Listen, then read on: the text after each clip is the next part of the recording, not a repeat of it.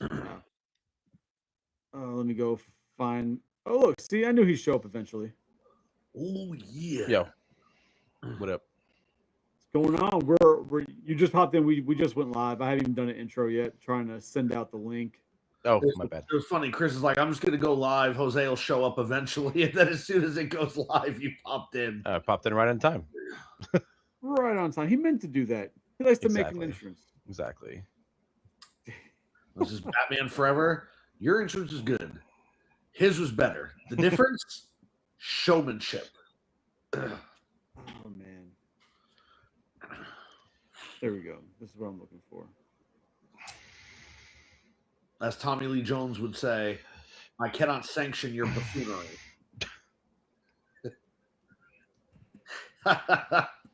Jesus, man. Listen, that's what he said. All right. Get in here. Boom. Out where I want to be. This is where I want to be. Okay. Fuck it. Let's go. Let's do this. Don't fuck it. And don't let your friends fuck it either. You heard it here first. Don't fuck it. So, welcome to Collector's Hideout. The podcast where we get together once a week to get away from the real world and all the nonsense and bullshit that's going on to talk nerdy pop culture, different types of shit depending on the day. Sometimes it's movies, sometimes it's collectibles, video games. This evening, though, we're doing wrestling. We haven't done a wrestling one in a while. We've done a couple, but it's been a minute since we've done one. So I figured, fuck it, let's do one. We had a pretty big moment the other night on Monday, and figured with that we have some other shit to talk about when it pertains to wrestling. Figured it'd be a good night to do that. So welcome everybody to the Squared Circle Throwdown. Oh man, I missed that podcast. We did like 2 episodes and never did it again. It was great. But tonight, Really great. tonight, as you see, we've got myself, Wheezy, Mr. Psycho's here. How you doing, man? Doing well. Doing well. Awesome. And then becoming not a regular, but coming on more often than some others, depending on the topic at hand. We have some Cuban guy. How you doing, man? You're muted, sir. And he's muted. All right. I remember my first day too. So All right, he's nope. Wait. You're back now. All right, can you hear me? Yes, we I can. can hear you now. What the heck? That was Good. weird. Okay. Usually when the red light is on, it means it's on. So my mic is backwards. Hi, how's everybody doing? My bad. Sorry about that. He makes an entrance and then he's fucking still late somehow. Jesus. I thought you guys could hear me earlier. That was weird. Okay. Well, whatever. I did hear you earlier. Yeah, that was super weird then. Yeah, I don't know. I don't know. Yeah, like when you first hopped in, we definitely heard you, but then Technology, bro. What could you? it'd be like that. Yeah. I'm gonna say he did it on purpose. Right. So I wasn't really sure where and which direction we wanted to go with wrestling tonight, because obviously I've been watching it since the '80s, on and off. Took a break, came back in the Attitude Era. Took another break, and since that, I periodically watch it here and there, and I watch a little more now than I have. But because it just happened Monday night, AJ Styles is officially retired. I don't Did know you how watch I it? feel about that. Did you watch it? Yes. I watched it as well. Yeah. So- I think collectively, I think AJ is like pretty much like on the top of a lot of our lists as far as like current or what were the current like top stars. So we're all fans, I think. Top workers, at least Yeah. at minimum. Yes. Yeah. So I'll say this about AJ.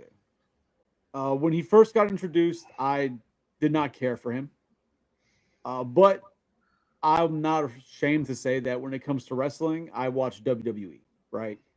I don't go off into the other brands, all the other territories. So I've heard of AJ before he came to WWE. Like, he wasn't just unknown to me. Like, I've heard rumblings, people talk about him, but I was not familiar with his work at all. I was whatever. Um, his stint he did with WWE, I grew to like him. I've got no issue with it. I can't think of a single match that I didn't enjoy with him, right? Like, I enjoyed everything he did. And I can respect the work because you could see he was passionate. You could see he was good at what he was doing. So I definitely have respect for the man. I'm not an AJ fan, but definitely I have no gripes against the man at all. Yeah, I think like, that's how much I hate like Logan Paul because he fucking sucks. well, yeah, I think most people don't like Logan Paul, but I mean, what you kind of hit the nail on the head there, Chris. Like, I think it's hard to, like, if you look back at his stint in WWE, it's really hard to find like a bad match that he was in. Like that's just a testament of how great a worker he was. Like he was even though like he wasn't young. Like he No. was over 40. I think when he first got into WWE, like he was already at like 40 or 41. No, it can't be. He's been in there 10 years. He's not 50 yet. Oh, well, okay. Well, has it been 10 years really? Wow. Yeah. Yeah. Okay, really, Because yeah. he debuted in a 16 Rumble. But even then, like, I mean, when he came in, like he wasn't young. Like he was probably late 30s then, I would say. Yeah. So Oh yeah, he was already seasoned, right? Yeah. He was a seasoned wrestler. Like he had already been in the business. Yeah, I mean, he was in WCW like during WCW's late days. Yeah, I mean, he wrestled a match against Hurricane against the Hurricane on WWE. Yeah. Well, yeah, that's when like they're doing the behind the dark matches and stuff, and yeah, I think it was like on Sunday Night Heat or something like that he wrestled Hurricane. But see, even like, so, I mean, that's technically like a dark match, basically. Well, see, like I've got a group of wrestlers who I don't like, for a very specific reason, right? And there's 4 I can think of. One being John Cena, 2 being Randy Orton, 3 being Roman Reigns, and 4 being AJ Styles, right? And that reason is because anytime any of those 4 come out on stage, all of a sudden my wife is interested in watching wrestling and she likes to point out how, oh, look at this. And like, I don't need to be pointing out like this specific part of Randy Orton's body. I don't need to be pointed out every time he comes on stage or so those 4 guys, just because my wife won't shut the fuck up about them when they're in the ring, I don't like them. Even though I do like them, but I can't like them just because she won't shut up about them. AJ's one of them. So I think, I feel like it's apropos to kind of, since we're on this topic of AJ, maybe we could talk about like some of our favorite like AJ Styles matches. 1 second, I just want to. I like that. Go ahead. I just want to ask Chris, like, don't you think that might be a perfect time to say, like quote Dave Chappelle so you don't get in trouble, but you can say there's not much you can quote Dave Chappelle with without getting in trouble these days. We discussed this earlier. Yeah, I mean, like I want to quote Dave Chappelle skit. All I can say is like that's all I can say.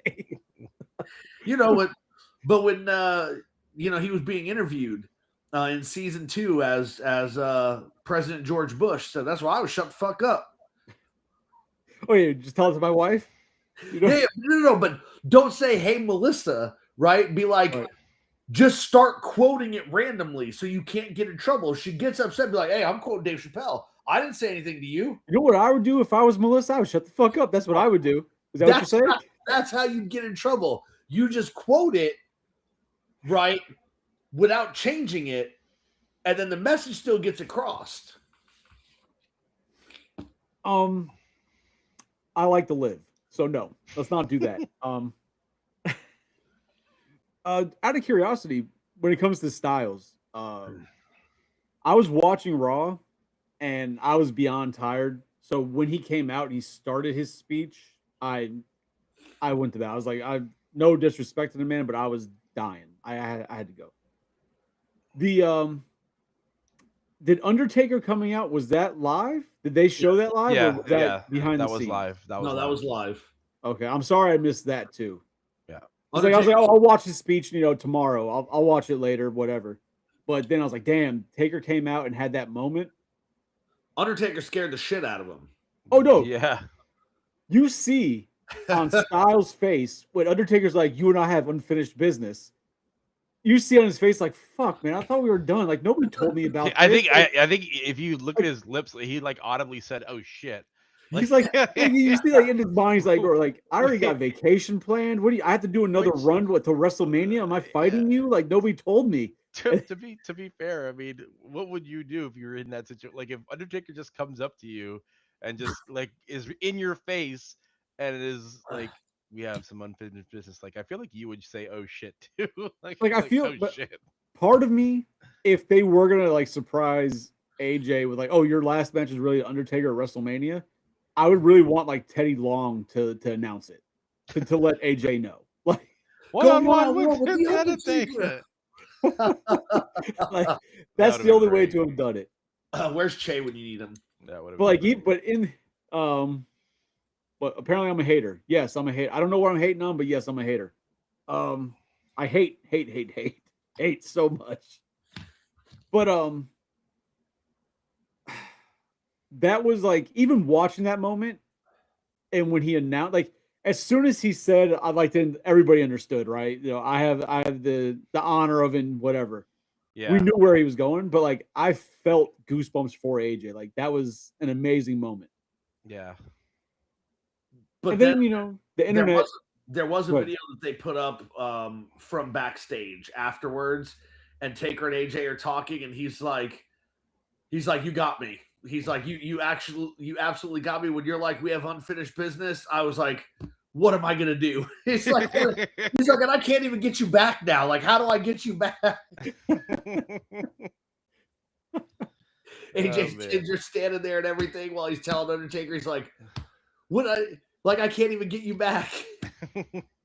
You know, and just to touch on Jose, because you were starting to ask the question because we're on the topic of AJ and all this. Like, what's your favorite AJ Styles match? Yeah. I don't have one, right? And it's nothing against him and his work. There's not a, it's probably because like as a kid, I watched wrestling a lot more thoroughly with The Rock and Austin. Like I could pick out some of my favorite matches from them, but the recent guys I just watched to enjoy it. I didn't watch as thoroughly with the storytelling behind it. I mean, I appreciate and I enjoyed all his matches, but I don't have like a specific match and I'm like, oh, that's my favorite AJ Styles. Because every match he seemed to really impress me to where I'm just like, yeah, he's doing what he needs to do. You Yeah, guys? I mean, I'm an AJ Styles fan. I didn't really watch TNA. I saw a little bit here and there. I knew who AJ Styles was when he came out, so when he debuted, I thought that was pretty huge. To be honest, I did not think he would have the kind of career in WWE that he had. I didn't, Vince McMahon has a habit of not pushing people that he didn't create, stars that he didn't create. Like he'll bring them in, but they'll be stuck in mid card, right? Like he doesn't push them, and there are only a few exceptions to that. Booker T got massive push, and a lot of it was because the charisma was just undeniable. And those early, because you can bury somebody, but if the audience is still behind them like crazy, there's no point in trying to bury him. Yeah, well, I mean, part of it was when they tried to bury him, and I don't want to say that Vince tried to bury him. I don't know that that's fair. I can't look back and say, oh, this was Booker T getting shit on, right?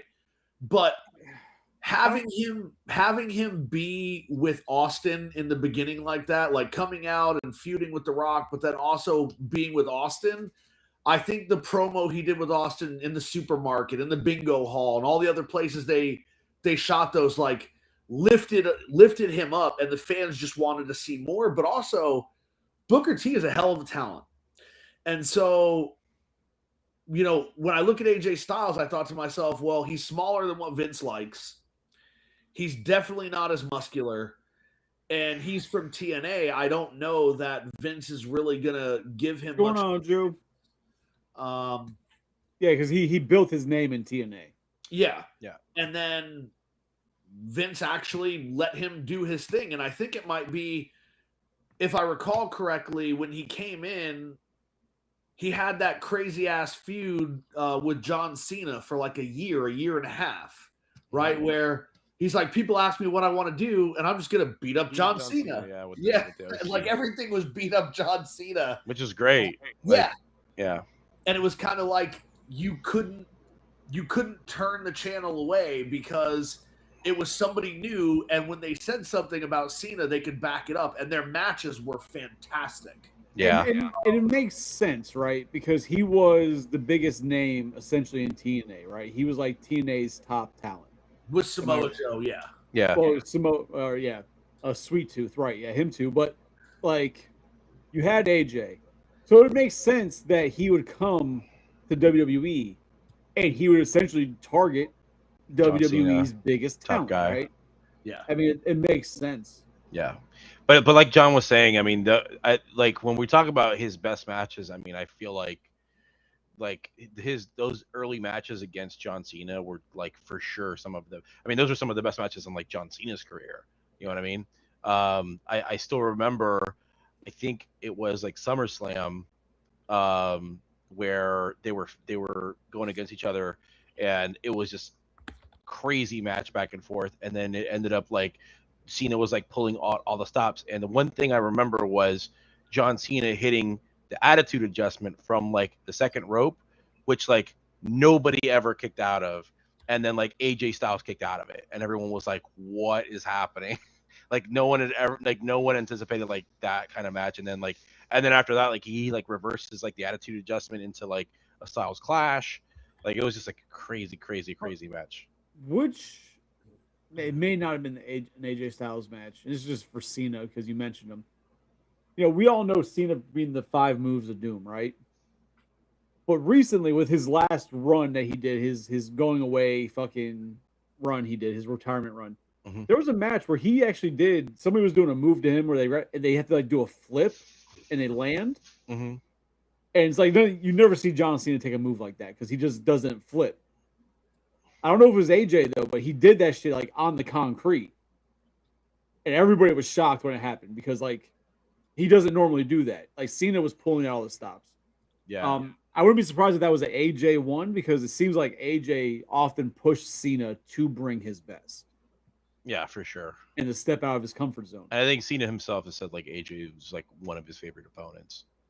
I mean, and I will say that for me, I think some of his best matches, like Jose said, were that initial feud with John Cena when he came into the company. But then when he did that feud with Nakamura, a couple of, like, I don't know if it was a year later, 2 years later, whatever it was. But I remember it being like Cena was his first big feud. And after that, the next feud was Nakamura. And his matches with Shinsuke Nakamura were amazing. Yep. Well, that also has a lot to do with Shinsuke, right? Because he's an amazing talent also. Yeah, but also because of their history, like in New Japan. Yeah. So because I mean, immediately after TNA, like you know, AJ had a really amazing run in New Japan where he was like part of the Bullet Club, and he like essentially like I don't remember if I think he created the Bullet Club. I think he was one of the founding members. Yep. Yeah. So along with like along with the OC, yeah, and like Luke and Gallows and stuff, and yeah, like those matches that he had with Shinsuke in NJPW were like incredible. And then he had like matches with Hiroshi Tanahashi, who recently retired. It's basically like the Japanese equivalent of John Cena, and like early matches with Okada when Okada was, you know, just kind of almost breaking into the business. He'd only been in the business for like a few years. Yeah. But like those matches like established and it was because of AJ that those matches, you know, established like those guys as like really big time headliners, but also like established AJ as like one of the top, like the what are called Gaijin or just like American wrestlers. So now it's interesting because like, you know, because of how good his matches were with like Shinsuke, right? I can't say they were bad matches. They were still good matches, but they weren't like top of the line matches. Would be the few he had with Balor, right? Mm-hmm. And they have a history too, but I don't know if that was an AJ or a Balor issue, or it just wasn't, the story wasn't there for why. But the matches those matches were never like top tier, like, oh my God, they were amazing. And they have a very similar history, like Shinsuke and AJ have as well. Well, I think wasn't it one of those matches that they had? Because I mean, you're right. Like they never actually had like a proper like feud or build up. Like they just had a match, and I think Like everybody was waiting for the rebuild the Bullet Club, right? Yeah, I think the one time they fought, I think it was because somebody got injured, and I think they had to like plug in Balor or AJ to kind of fill the spot. I forgot who it was. I think maybe it was Seth Rollins, or He something. likes to But be injured. yeah, so Fucking CrossFit Jesus. but yeah, like I mean, every time they had match, they had really great chemistry. But yeah, I mean, they never had like a proper feud where they had like storyline build up and stuff. And there was a ton of potential there just with the background for like the Bullet Club and everything. So Yeah, I mean, I don't know. The only matches I can recall with Balor and Styles are, both of them were faces at the time, and so they couldn't like build a program. There wasn't anything, I guess, spectacular going on. Yeah. My favorite AJ Styles match, and I guess this makes me a mark, but his Boneyard match with Undertaker. Yeah. Right? Like, I don't think anybody else could have given us a match that caliber with the Undertaker being as reduced as he was physically. Right? Like, AJ Styles carried that match, and Undertaker has said it in interviews that, it couldn't have been anybody else but AJ. I mean, and Shawn Michaels obviously could have done it if he had not been retired, right? Like if he hadn't been retired and he was younger, he was of that caliber. But I think that's part of the reason I've always liked AJ Styles is because he reminds me of Shawn Michaels, right? Like just this fantastic worker who never gave you bad matches, and just it was always fun to watch. Yeah, and obviously like that's like a lot of people's like dream matches is what if AJ and like Shawn went at it. That would have been probably an all-time classic if they had like a proper match. Yep. So it just sucks it never happened. Well, we don't have a DeLorean to go back in time and make that happen. Sadly. Unfortunately, it just kind of is what it is. Yeah, but it's also it's weird, and obviously things change over time, right? The WWE's been around. Well, when did they actually officially become WWF? Like, was that in the 70s? Yeah, like late. No, 70s, they were WWF. Yeah, and then they became WWF. 70s, and then when Vince bought them in the early 80s, like right before the rise of WrestleMania, they became WWF.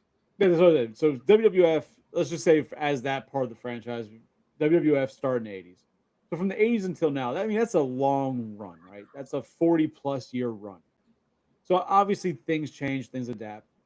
It's interesting, and I don't know if I like it. I was okay with Cena, but the whole kind of doing like a retirement run for a wrestler, I'm not sure if I'm a fan of how they're doing that. Because we've never had it before, like a real retirement run until Cena did it. Yeah. And they snuck in an AJ one that I think nobody was really expecting. Then all of a sudden, like it turned into an AJ retirement road. I don't know that we really got that. Like the internet knew that his contract was coming up, and he was very open that he wouldn't sign another contract anywhere after his last contract because he needed to go. So I think it was the fans really pushing this, and then they had they had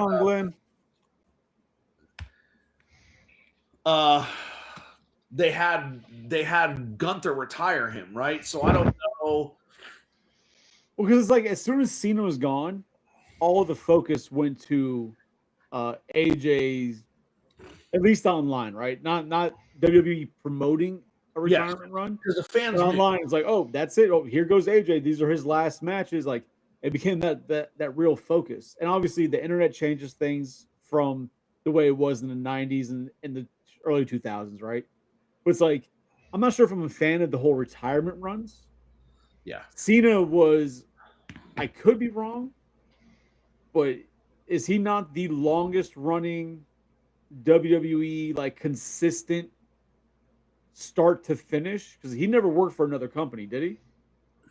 He No. started with WWE. No, he started from OVW, yeah, all the way up. Yeah, he's always been WWE. So he's always been there. So he's probably the longest running consistent superstar. But not for long, because soon it's going to be Randy Orton.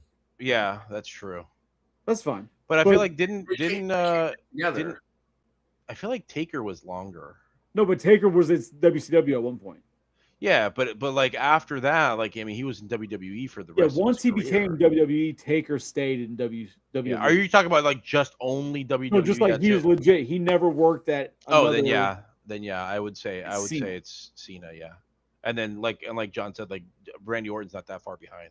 And Randy Orton barely wrestles anymore, anyways. So, I mean, he doesn't need to. He just Yeah. needs to show up, which is perfectly fine. It's not, yeah. I'm not knocking Randy Orton, all right? Yeah. The wife loves him. I'm not knocking the man, all right? I'm just saying. So I can understand why I feel like it's cool for Cena to do it because he is the longest running. Now, there's going to be more after him. That's fine. But anybody else, I think it's kind of, we need to hold off on the whole retirement runs and not do that countdown. Also, I don't want a Stone Cold retirement run either. Or not a run, but a nobody even fucking knew it was his last match except for him and The Rock type of thing. You know what I mean? Yeah. Like all of a sudden, like, where the hell's Austin? Like, what happened there? Nobody knew. Like, he was just gone. You know, it's just I'm on two sides of that. Like, I don't like the whole year-long retirement run story, but at the same time, I don't want them just to disappear. So I agree with you because I also don't want another year-long retirement run like John Cena, but I think it's because it didn't live up to the hype. They built it to be this. That's interesting. Monumental moment, right? Like, here's this guy who carried the company. He's giving you guys one last year so that you can, actually go see him before he's gone. So it's not pulling a Stone Cold. It's not like, hey, I just wrestled WrestleMania. I'm done, right? I'm leaving. But in my opinion, they fumbled John Cena's last year so badly. And that's why I don't want another one. Yeah. Right? Like, I agree with that. They made stupid decisions. They didn't show me all the matches that I would have wanted. And some of the matches that they had were absolutely dumb. And I just a lot of it was just a storyline. Like it just didn't fit, and the fans weren't buying it. I mean, it was it's very similar to when they brought Hogan back. In the NWO storyline, like they were trying to make the NWO storyline work, but the fans didn't want it. Like the fans wanted to see red and yellow Hulk Hogan back, and it's eventually they cave in.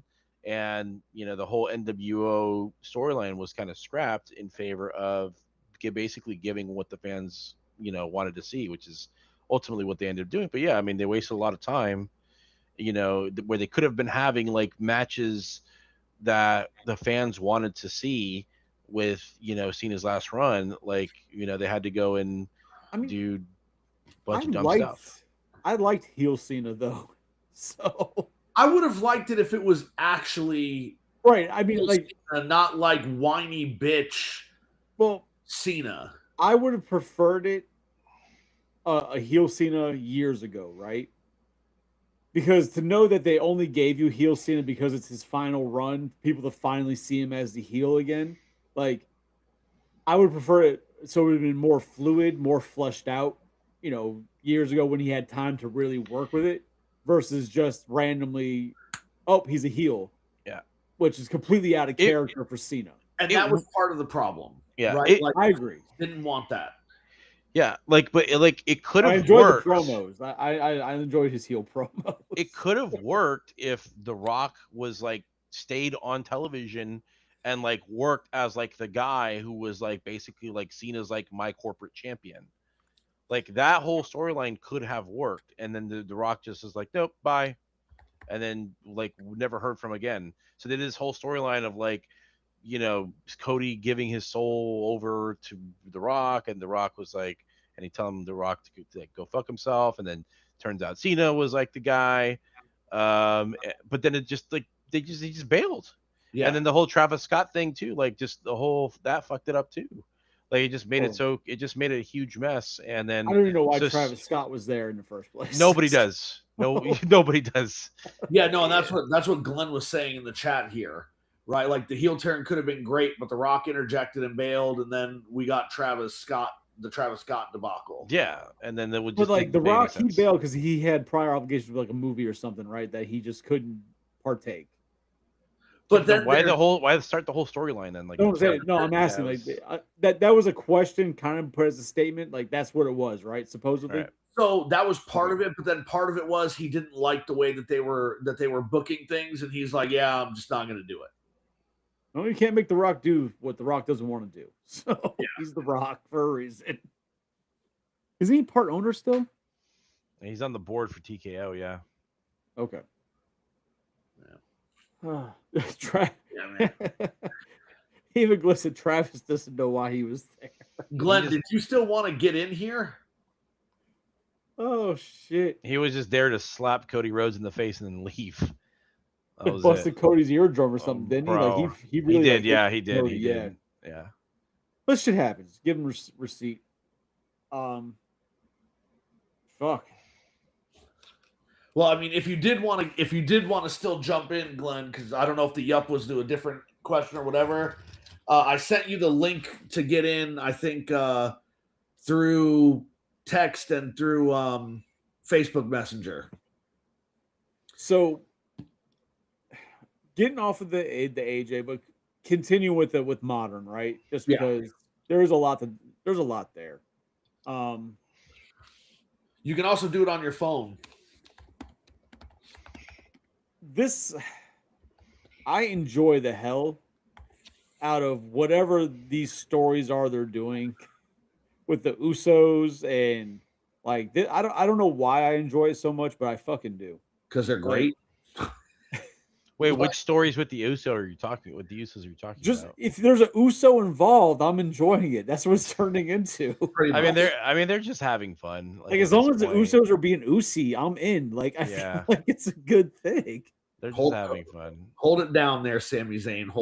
The only thing I was a little bit frustrated with was just like how the Royal Rumble played out, where when Jey Uso came out, they were doing the whole thing, and then like he was like, let's run it back, like in the middle of the Rumble match, and then like during that, like Brock Lesnar gets eliminated and like nobody sees it. Like I was like, how are you gonna have Brock Lesnar get eliminated? Well, because yeeting is much more important to Brock Lesnar. And then it's funny too, because like you watch it and like I saw some different angles, and like while Jay's music was playing, like Brock goes to like Cody and like literally tells him like eliminate me. Like while it's happening, like Brock Lesnar was just like, fuck this shit, dude. I'm out of here. Like I know I'm not fucking winning this. I'm just gonna go now. It was so funny, man. Like I don't know why that just made me like really laugh when I saw it. But like you can literally see him word like eliminate me. Like I mean, I don't want to get completely off topic, but I think I want to say a little bit more about Cena as far as he could have just. I think if there was something more for the heel turn, but like the character that he became as a heel was not entertaining, right? And it's not that I hated him because he was a heel. Like during the Attitude Era, Triple H's heel, like I hated that, but I respected it because he wanted you to hate him. This John Cena, I didn't hate him. I just was pissed off that they were ruining the last year of Cena being there as a fan. It's like, okay, well, now you're gonna make people hate him, but it's not even a good hate. It's a shitty hate. Yeah. And like that makes me hate it more. Like it just feels like they just turned him heel just because it was like one of the last things that like people wanted him to do. Well, because they hinted at, but they didn't hint at it, but they gave you the tease of it, or that little synopsis of it with the during the Bray Wyatt match where they showed Cena an NWO shirt, and I was like, that's what people wanted, you know? Yeah. And then they're like, oh, we're gonna finally get the people what they want. and it Which- wasn't what the people wanted. It wasn't done the way the people wanted to, right? Which, by the way, that Firehouse Funhouse, that Firefly Funhouse match is like an underrated classic. That match was actually phenomenal. Like if you go back and watch, it's one of those entertaining things you'll ever see. One of the Like most it's like storytelling matches ever. yeah, it's like the Boneyard match. Like it's very similar. Like it was just really zany and crazy, but it was also like just really. It just showed like why like Bray Wyatt was so Bro. good. COVID was a weird time, man. It was a weird time. COVID was a really weird time in wrestling. Years ago, they teased John Cena joining DX when it was Triple H and Shawn Michaels, and then in the Firefly Funhouse match, they teased him, joining NWO, and then nothing of that. Yeah, I mean, there's a difference though. Like Cena in that era of DX, they weren't heels. Like that was just we're going out to have a good time and make people laugh. DX. Yes. So like that just wasn't there. Even Cena said that that Shawn and Hunter got to him like, hey, this isn't your time to be able to act like this yet. Like we've earned this. You'll get this eventually. Yeah. Like but see, he was curious if he was going to be able to join and be able to have that freedom to do that stuff. And they're like, no, not yet. You're not here. Yeah. But again, and that goes back to what I was saying, is like as a fan being robbed of that moment because Cena didn't get that. Half of his last year was spent, or more than half of his last year was spent in a shitty gimmick that didn't work, that the fans didn't care about, and they should have just scrapped it in the beginning when The Rock dropped out and it wasn't working and the fans. But here's the thing, and I'm gonna sound like some Cuban guy I know, but that final year, those decisions, for a lot of that was Cena's call. Right? Like that's what Cena wanted. Like Cena had a lot to do with what he did. Like he had a lot of input. So those decisions were kind of most likely his call and wanted to do it that way. Yeah. I mean, how mad can we be about that? Like when I was like how he fucking lost his match against his last match, right? Like I think it was fucking horrible. Yeah. But that's the way Cena wanted it, so I can't be mad at him for it. That's the way he wanted. But I don't agree with it. I didn't enjoy it, but it just is what it is. But see, it's kind of a tradition, though. It's not like Triple H is like, "Hey, Cena, you're going fucking heel. Go out there and be a bad guy." Yeah. Hey, welcome aboard, Glenn. It's good to see you. What's going on, guys? Going on, Glenn? How's it going? Yeah, I hear what you're saying though with Cena and him wanting it that way, and in a way, it's kind of tradition for the older guys to kind of go out with a loss to kind of pass the torch on to the next.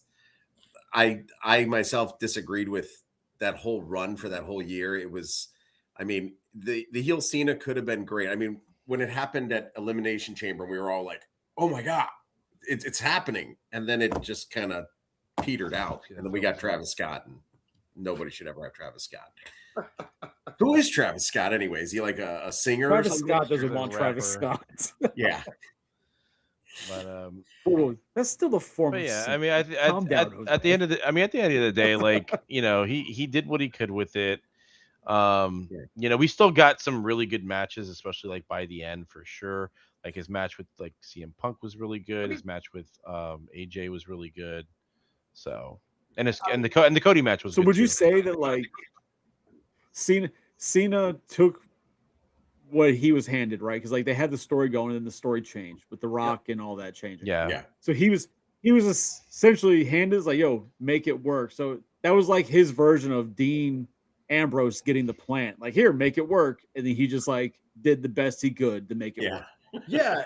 And that's part of why Cena was always so great through his career. He would do whatever it took to make it work. And to your point, Chris, where you say that he did what he wanted to do, he got to choose some of his opponents. He did not get to choose the storyline. And so he did choose to tap out to Gunther because, as Glenn said, he was doing the job. Right? Like you go out and you put somebody over when you go out, right? Still stupid. But it was kind of like stupid. all those other decisions were dumb. I don't care. He could have fought all those guys. Let's go out with your looking at the lights. Yeah. So, God damn it! I don't know. I'm back. Okay. I disappeared for a second, apparently. But yeah, your feed's getting real blurry. It's getting a little choppy. A lot. But so since we're I'll be right on the back. topic is you're good. Since we're on the topic of Cena, one of the things that I really dug about that last night, the Saturday night's main event, his final appearance, was he kind of showcased a lot of like the newer talent, which I thought was really, really, really cool. So one thing that I kind of wanted to discuss with you guys is because I know Chris has started watching a little bit more regularly, so I think I'm gonna assume Chris is pretty familiar with like a lot of the newer talent. Is that right, Chris? Like, are you familiar? I mean, for the most part. Hold on. Does anybody else see two Wheezies in here, or is it just me? No, it's there there. it goes. There we go. There goes the other Wheezy left. Yeah. My Wheezy. Damn imposters. So what I wanted to kind of So what I wanted to discuss was like which of the like the newer, I guess the newer breed or the newer talent that's kind of come up very recently, like which ones are like gonna like which ones do you guys see as like being like really major stars or really major players in the future? Obafemi. I guess my question would be, what are we calling newer? Yeah, true. I mean, what's the new I guess like within like the past like year that we've seen, I would say. Oh shit! Like coming up to the main roster. Well, So are you talking about just the men or the men and the women? We can talk about both. So Okay. I would say, God damn. All right, that's it. I was going to say Obafemi. I think that guy's got star written all over him. Agreed. Yeah, I guess my problem, sure my guy. Like I love that guy. Yeah, just like I don't think I know. I don't think I know like how long certain people have been around. All I know is how long they've been on my radar. You know what I mean? Yeah. Yeah. I mean, if you're not an NXT guy, if you don't watch NXT, most of these new guys are new. But if you watch NXT, they've been there a few years. I mean, you've got Javon Evans. He's been NXT champion. He's been around. Who's the other guy? Trick Williams. He's been around. Yeah. So I mean, a lot of these guys, they're not new. And I mean, go ahead. No, so like Trick Williams is that's the guy who had a match with Kofi the other night, right? No, that was No, are you talking about Raw? On Raw? On Raw, yeah. On Raw, that was Javon Evans. Javon Evans had a match with Kofi. No, I don't know who Trick Williams is. He's on SmackDown. Trick Williams, primarily right now. Bigger guy. He has white tights. He's I'm not gonna lie, he's kind of a badass, but he's not my style of wrestler, so I'm not a big fan. He's Booker T's favorite wrestler. Yeah, exactly. He's like honestly, if you watch him, he's very similar to Booker T. And but he's like, all right, he's kind of like a mixture of, especially like with that recent promo he did on Sami Zayn. I'm like, that was like kind of like almost like a Rock-esque promo. Like he was like shitting on Sami Zayn like The Rock did. It was great. I'm trying to picture who this guy is. You say he wears white tights, right? Yeah, white. He wears tights, like fur. Threads. He wears like fur. He's like very. Yeah. I have to ask the question because I'm trying to understand and picture this man, and I don't want to come off wrong. But you say he's Booker T's favorite wrestler. He's a lot like Booker T. Is he a African American? Yes.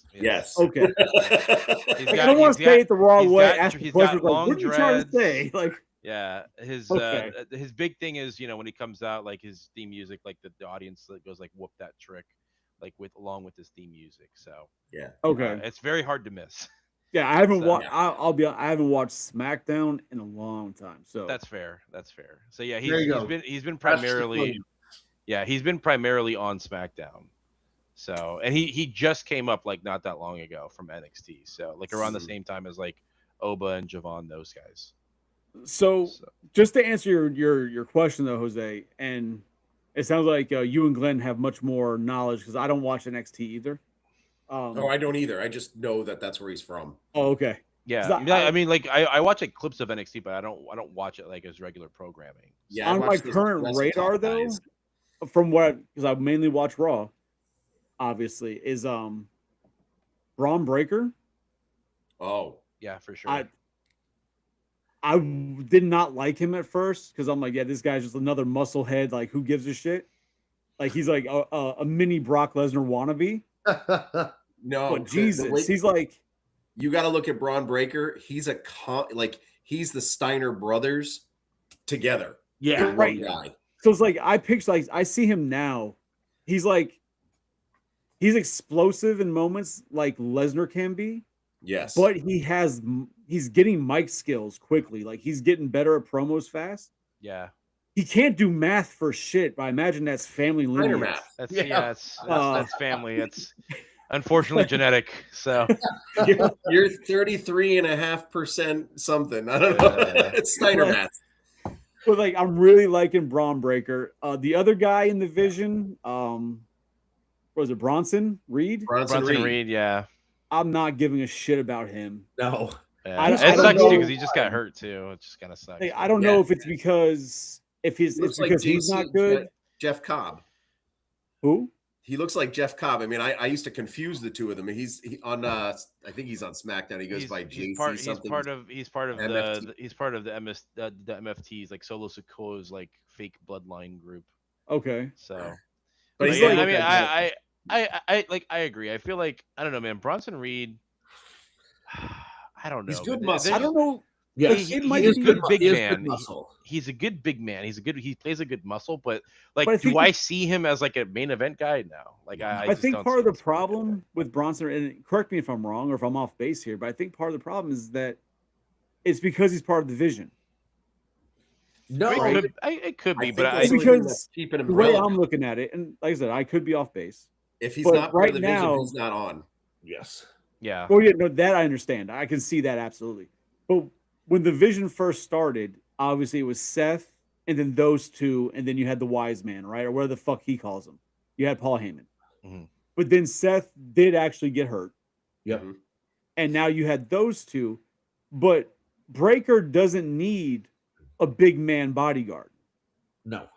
So he's kind of just pushed off in the background even more now because he's not needed. Well, isn't Braun Breaker hurt right now? He is hurt. Yeah, he's hurt. That's why Bronson Reed was front and center, because the only one that's not hurt was Bronson Reed, but now he's hurt too. Yeah. So now it's like Logan? All they have is Logan Paul and Austin Theory. That's it. Logan Paul, Jesus Christ. Yeah, and Austin Theory. Like I said, but I feel like when I was noticing, like, it just seemed like once Seth was gone, Bronson took an even further step back to Breaker. And there's really no need for him. They just had nowhere to put him, so they just left him in that situation. But there's no need for him. There's nowhere else to put him though, so you might as well leave him there. Yeah, there's nowhere else to put him if he's not with them. He's not relevant. But you can't just be like, oh, he's Samoan, now he becomes part of a Samoan storyline. That's where he started. That's where they put him in. He was part of the bloodline. They pulled him out. And they pulled him out because he got injured, disappeared, and then when he came back, he's all of a sudden with Seth Rollins in the Vision. But I see him now being, I mean, prior to his recent injury, I saw him kind of like leading Austin Theory and Logan Paul as kind of like the side unit of the Vision, with Braun Breaker taking center stage. And then I think they bring on one or two other members to match Bloodline, MFTs, Wyatt Six, whatever, to give them that family faction kind of thing. But like, Breaker doesn't need that. Yeah, I mean, so here's the thing, right? I think as WWF, WWE fans, we've gotten very spoiled because we've had some amazing factions, right? And I don't want to take anything away from WCW because NWO was a game changer, and then they killed it when they just added everybody to NWO. Like, everybody was NWO. Yeah, but like, DX was great, but what made DX so great, because I liked it when it was Triple H and Shawn Michaels, but DX got really great when it was Triple H, the New Age Outlaws, and X-Pac, right? Everybody filled a role. And China. Yes, but no. What I'm saying is, very quickly, when joined, they very quickly got rid of China, right? And then they replaced her with Tori, whatever her last name was, who was dating X-Pac. No, it wasn't Tori Wilson. It was the other one. I think her name was just Tori.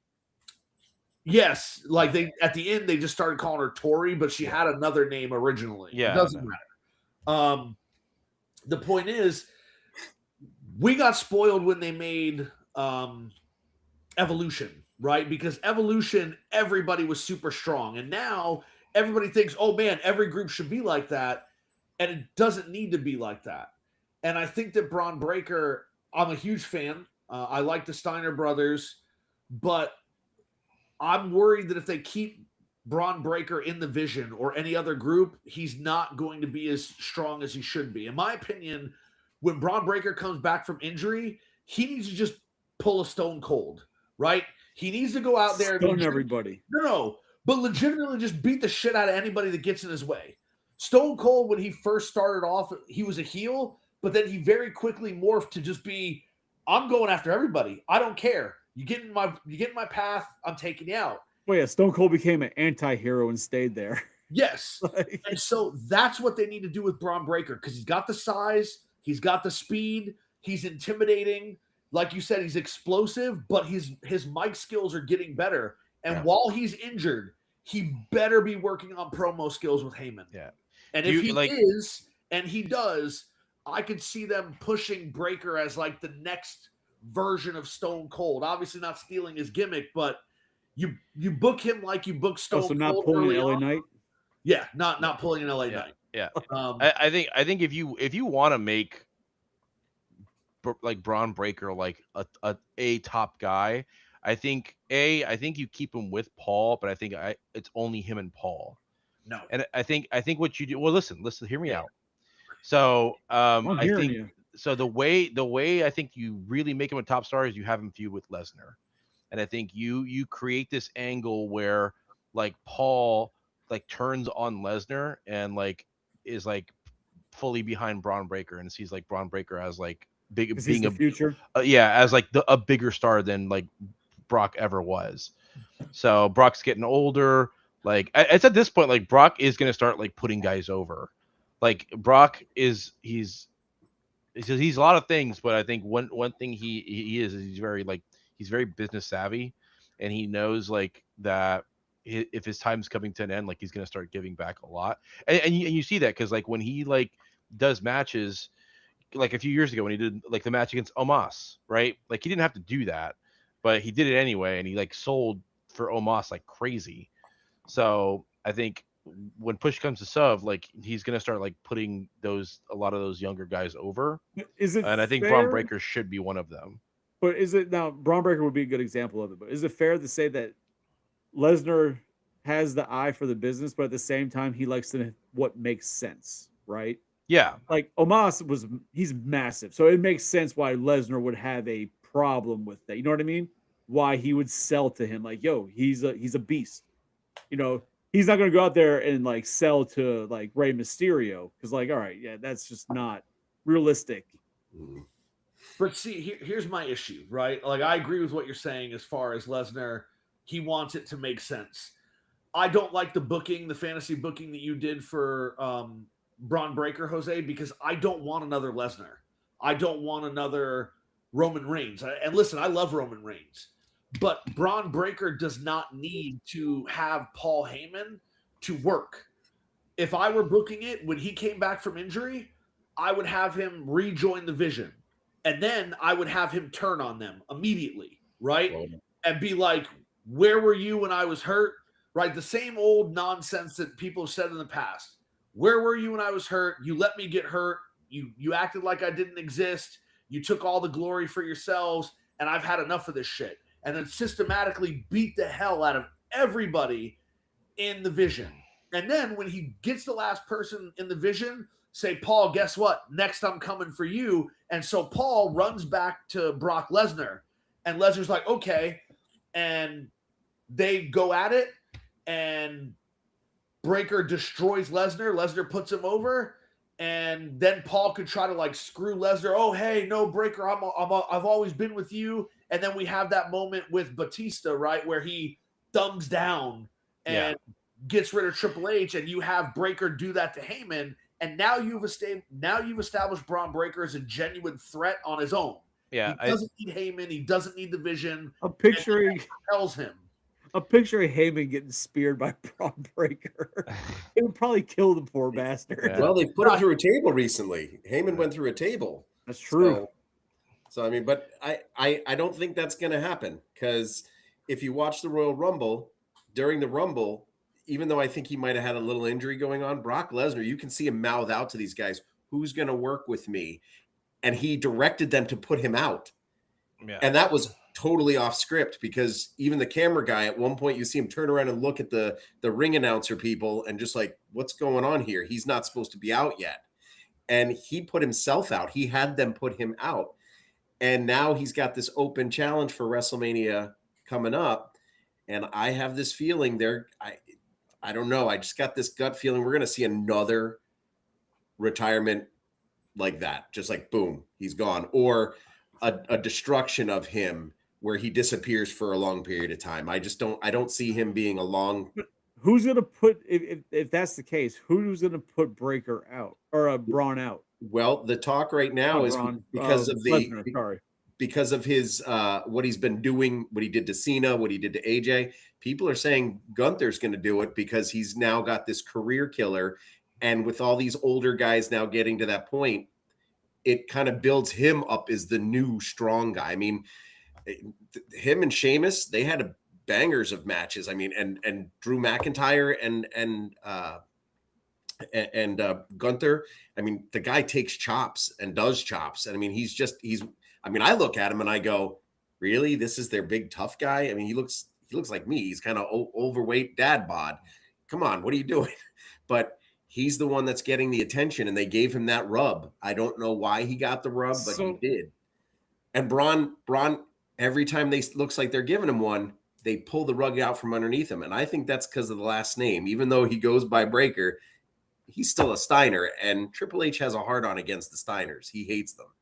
Yeah. Yeah. That's you know, fair. I mean, he hates Scott Steiner. He inducts him into the Hall of Fame only because he was told he had to. Otherwise, Steiner's never in the Hall of Fame. Neither is Rick. I hate part of the problem I have with that, it's the Gunther part, right? And this is all because WWE doesn't really give a shit about reality. Is that fair? Right. Yeah. No, yeah. you're right. Like I don't see any. I don't see Gunther as any type of a threat to Lesnar from what they've built Lesnar to be. Like, he's just not that. I would never put Gunther as a threat to Cena either. That was one of my biggest things. Jose and I argued about it. I don't like that Cena tapped. I don't mind that Cena lost. I don't like that he tapped. They tapped, I just don't like that aspect of it. Especially with the smile. Like, bro, you tell kids with cancer not to give up, and you gave up. Like, calm down. That's not. That should never have happened. He should never have given up. They should have had him go out cold. Yep. I mean, I think everybody wanted that to happen. Yeah. But. I just didn't like that he tapped. It just is what it is. I don't, like you said, looking at Gunther, I don't see him as he looks like a general in a certain type of army that no longer exists. But like, I don't see him as a threat to anybody, especially a Brock Lesnar. But WWE, like, I understand they like to do like the whole David and Goliath thing where they had Mysterio beat Big Show, right? Like, you could have those instances in stories where you could have the underdog so far become victorious. Yeah. But at the same time, we just got to be real with what you've built your characters to be and not destroy them just because you're retiring them. Yeah. And like, I agree with what you're saying. There's something about Gunther. I don't take him seriously. I don't think he's a threat. And people are like, oh, look how big he is. And for me, it's not about that. He just looks like a schmucky German Miz. When Lesnar was in his prime, I genuinely believe Kurt Angle would whip his ass. Like, and Kurt Angle was smaller. And he did. Yeah, apparently. But what I'm saying is, like, Angle wasn't bigger than Lesnar. Didn't look as strong. Definitely was older. Was definitely smaller. But I legitimately believe, okay, Kurt Angle's going to get in there and whip his ass. Yeah, it's Kurt Angle. I don't see that with Gunther. I just don't. Yeah, I don't understand it. I don't know if it's. I mean, I think it's the part characters of it they build. Yeah, it's just like Triple H just really likes Gunther's style. There's a lot of like old school wrestlers that just really like Gunther's style, but there's also a lot of them that don't like Gunther's style. So I know Bret Hart has been like very outspoken. Like he doesn't like Gunther. He doesn't like the way Gunther works. But I think part of the reason too is that, I mean, I definitely agree with everything that you guys are saying. I think That's all right. We'll fight about it in text message later. yeah, no, it's just a matter of like that's their top heel. They're like kind of running short on top heels, I guess. Was he? I guess he's on SmackDown, right? Is that what it is? No, he's on Raw technically. He's on Raw. But It's it's like, like when I watch Raw, I never see him. So no, he's on Raw. He's on Raw. But it's like you Well, have really good heels on SmackDown. Like Drew McIntyre is doing great heel work right now. He's a fantastic heel. He's he is like their he heel. is he is a guy that like for sure like can beat Brock Lesnar, and he's beaten Brock Lesnar before, and that's But look believable. what they're doing to him. Look what I mean. I know they put the belt on him, but look what I mean. He carried the company through COVID. Yes, he did. Yeah, and he really does have. I mean, I'm not talking 3MB Drew McIntyre. I'm talking since he returned. I'm convinced those are two different people. I look at them and I don't see the same. You actually look at them. Yeah, they look completely different. So it's like this is a completely different. But you look at Drew McIntyre. He carries himself well on the mic. He's strong. He can handle himself. And all of a sudden, they've got him doing the weak villain stuff that a big guy like him doesn't need to do as the villain. Don't get me and Jose started. You know, I definitely agree with Glenn there. Like, he doesn't like the way that they're playing him as a villain. I just doesn't make sense. He's like a coward, and I don't see Drew McIntyre being a coward. He's not a coward shit heel. Like it just doesn't. Like he's not a shit heel. It doesn't make any sense. And that's one of those things. Drew McIntyre, he fucking beat Brock Lesnar clean. Like the same that's guy. One of those things that WWE likes to forget, right? They like to Men in Black flashy thing the audience, right? They don't want you to remember what even like when you have a baby face, like what this baby face became and what their character was as a baby face. Like, oh, they're a heel now. They're completely different characteristics. They're now assholes. They cheat every time they can. They know we can beat these people clean because they did it as a babyface, but now they're a heel. They're now pussies. They can't win without cheating. Like they don't have any continuity between the character changes. It's just like, oh, that's it. Now you're just a chicken shit. Now you're a bad guy. You're going to cower in the corner when they come chasing after you. Yeah, right. Yeah. Like one more thing about Gunther before I respond to what you guys are saying about Drew McIntyre. The reason Triple H likes Gunther so much, I mean, it's not a surprise. He reminds him of Killer Kowalski. Oh, yeah. And Killer Kowalski is trained Triple H, right? So if you ever watched a Killer Kowalski match, he moves in the ring like Gunther did. He's got the same presence. His moves have that same like power and snap. And so I can absolutely see why Triple H is so high on Gunther. I just don't think Gunther has what he needs to have to be given everything that he's been given recently. Retiring Cena is a huge deal. Retiring AJ Styles is a huge deal. Right? And if you're also going to then have this guy retire Lesnar, that's a huge deal, right? Like he doesn't have what I think he needs, but I understand Triple H's perspective just because I remember when I saw Gunther and I'm like, this looks like Killer Kowalski. And that's exactly what it is, right? In my opinion, that's exactly what it is. I mean, in all reality, and I imagine it was done before, but the only person I could think of that did like the same type of thing was Orton when he was the Legend Killer, right? Yeah. He just fucking it's the same stomping people and kicking them in the head. And then, there he goes. They never came back. But it's the same story. It's the same story, different guy. Yeah. And like, Orton did it better. Orton did it better. Orton was better. Orton was more charismatic. That's why. Yeah, I will put Orton on my top heel Mount Rushmore. I mean, bro, just like Orton's facial expressions when like Undertaker came out of the casket, it's like one of the all-time best like facial expressions ever. And that was during The confused monkey look. Yes, yeah, that was like the best thing ever. And that was during that career that the Legend Killer phase. Yeah. But I mean, even that was a better told story because I mean, you had him backed up by DiBiase Jr. and Cody Rhodes, who they themselves are Nepo legend, former legends, kids wrestling, and they came in and they were like, "We're the new generation. We're going to take all you old guys out." That made sense. And Gunther, who the hell is he? I mean, he's a first generation guy. He came out of NXT. Everybody thought he was the second coming, and he comes into WWE and he's kind of quiet at first. And then when I see him, I'm like, I think that he went by Walter when he first came in. Yeah, that was his original name in Europe when he was wrestling in Europe. And I look at this guy and I go, okay, yeah, I get it. He looks like an old school, back in the WWE of Vince Senior. Yep. Okay, I get it. But that kind of wrestler isn't it anymore. Now you need guys that look like Swerve Strickland, Kenny Omega, even AJ Styles. I mean, if you look at what he came back looking like after his last injury, he looked better than he ever did in his entire career. Yeah. He looked, dare I say, phenomenal. God damn it, Jose. But I mean, sorry, I had to do it. No, that was great. I feel like you've been saving that up this entire time since we talked about AJ Styles. Like, Yes. you've been waiting. I finally got to use it.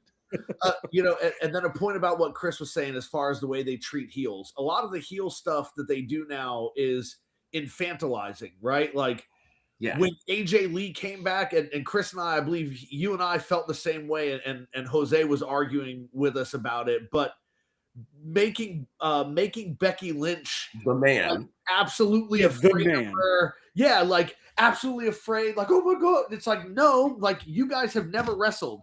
You should be like, I've beaten every woman in this place. I'm not afraid of you. And then AJ Lee smacks you down and you're like, whoa, okay, I get this, but not like immediately being a chicken and running away. Right. I mean, the last time we saw AJ Lee, she was a Divas champion, not when women were taken seriously in WWE. So, absolutely. And is she a well put together wrestler? Yeah. Does she have skills? Yeah. She's a fitness model too. I mean, she's an athletic specimen. But Becky Lynch is the man. Yeah. And she took a shot from Nia Jax, or was it Nia Jax with the broken nose? Broken nose, yeah.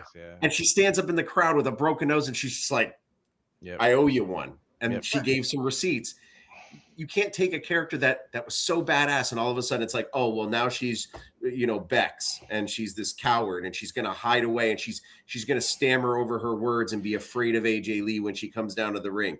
Look, that's Becky freaking Lynch. She could annihilate AJ Lee. Yeah, but like this got to be the attitude. Like my whole argument though, and the reason why I was kind of like I was arguing against it was because I get all that, but it's the same. It's kind of the same thing with like Drew McIntyre, and you can make this argument that like the way that she's being portrayed as a heel does not match like her prior, run as a face. It's the same thing. Like if you watch her heel run leading up to the AJ Lee thing, that's how she was acting. She was acting like a chicken shit heel. She was running away from like Lyra Valkyria and Bayley and like all these other people. Like that's how just she was acting. So my argument was that like it made sense for the way that they're portraying her heel character at the time, which prior to AJ Lee even. So right.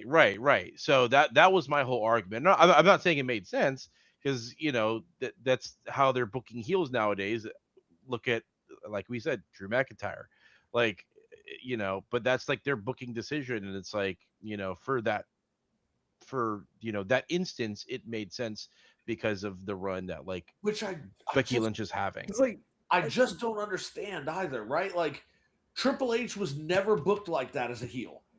Look at when Triple H started to gather momentum, right, during the Attitude Era. When he was under Hurst Helmsley, when he was like all of that. He was more arrogant. He was like an arrogant heel. Yes, but he wasn't a chicken shit. Right. And then when he was the Game, he absolutely wasn't chicken shit. Yeah. He was a heel, but he won by hitting people with a sledgehammer when the ref wasn't looking, right? He'd still cheat though, but he wasn't chicken shit. Like he wouldn't run away. Like he wouldn't run away. His was, hey, he's like, I'm the Game. I'm going to beat your ass, but I'm also going to hit you with a sledgehammer, so I know I'm going to win. So fuck you. The only person he ran from was Stone Cold, and Goldberg. He did run for Goldberg. Okay, yeah. Well, yeah. Who's not going to run from Stone Cold? Like it's Stone Cold. Yeah. Like, or Prime Goldberg at the time too. So. I just feel like. I mean, bootleg Stone Cold. I feel like what they're doing with heels now is crazy, because I thought there was so much more value in having Becky Lynch like stand up and say, "Who do you think you are? You haven't been here in 10 years, right? Like I'm the man. I run this thing." And then when AJ Lee gets in her face, Becky doesn't back down. And then maybe AJ Lee punches her, right? Or slaps her. And Becky's like, oh, okay, well, now I got to be a little cautious about what's going on. But just the immediate running away thing, it's like, she hasn't been in a wrestling ring for 10 years. You are not afraid of her. Let's be realistic. Like cowering, like then you're crying in the ring.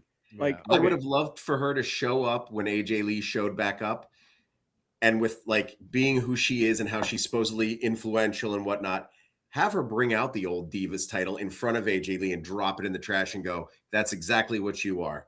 Yep. You're outdated. You're trash. You haven't been here for 10 years.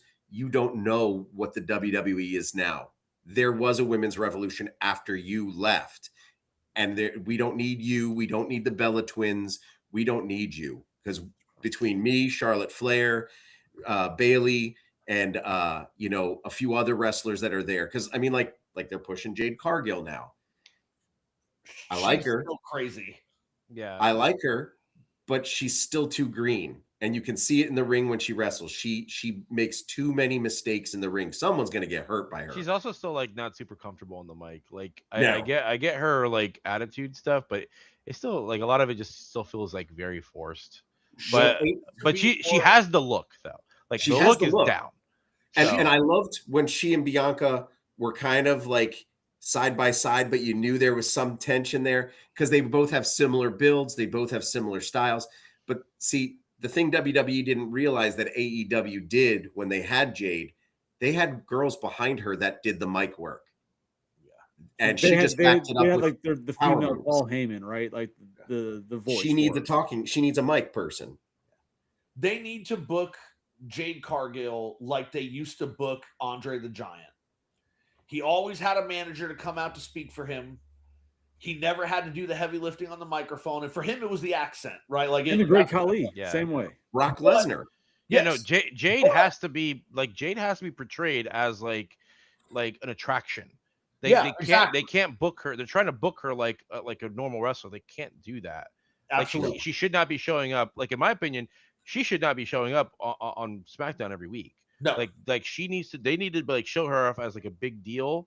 And they're just having her go on the mic and like do all these, like they're having her look stupid in like a lot of these interviews. And like, I had high hopes for her because of how she debuted in the Rumble, right? Like when she debuted in the Rumble, that moment where she picked up Nia Jax and just like threw her ass. Yeah, it was great. Like, they know exactly how to book Jade Cargill. And then she disappeared for a while. Yeah. And it's like, okay, they understand, they get it. And then she came back and she stayed.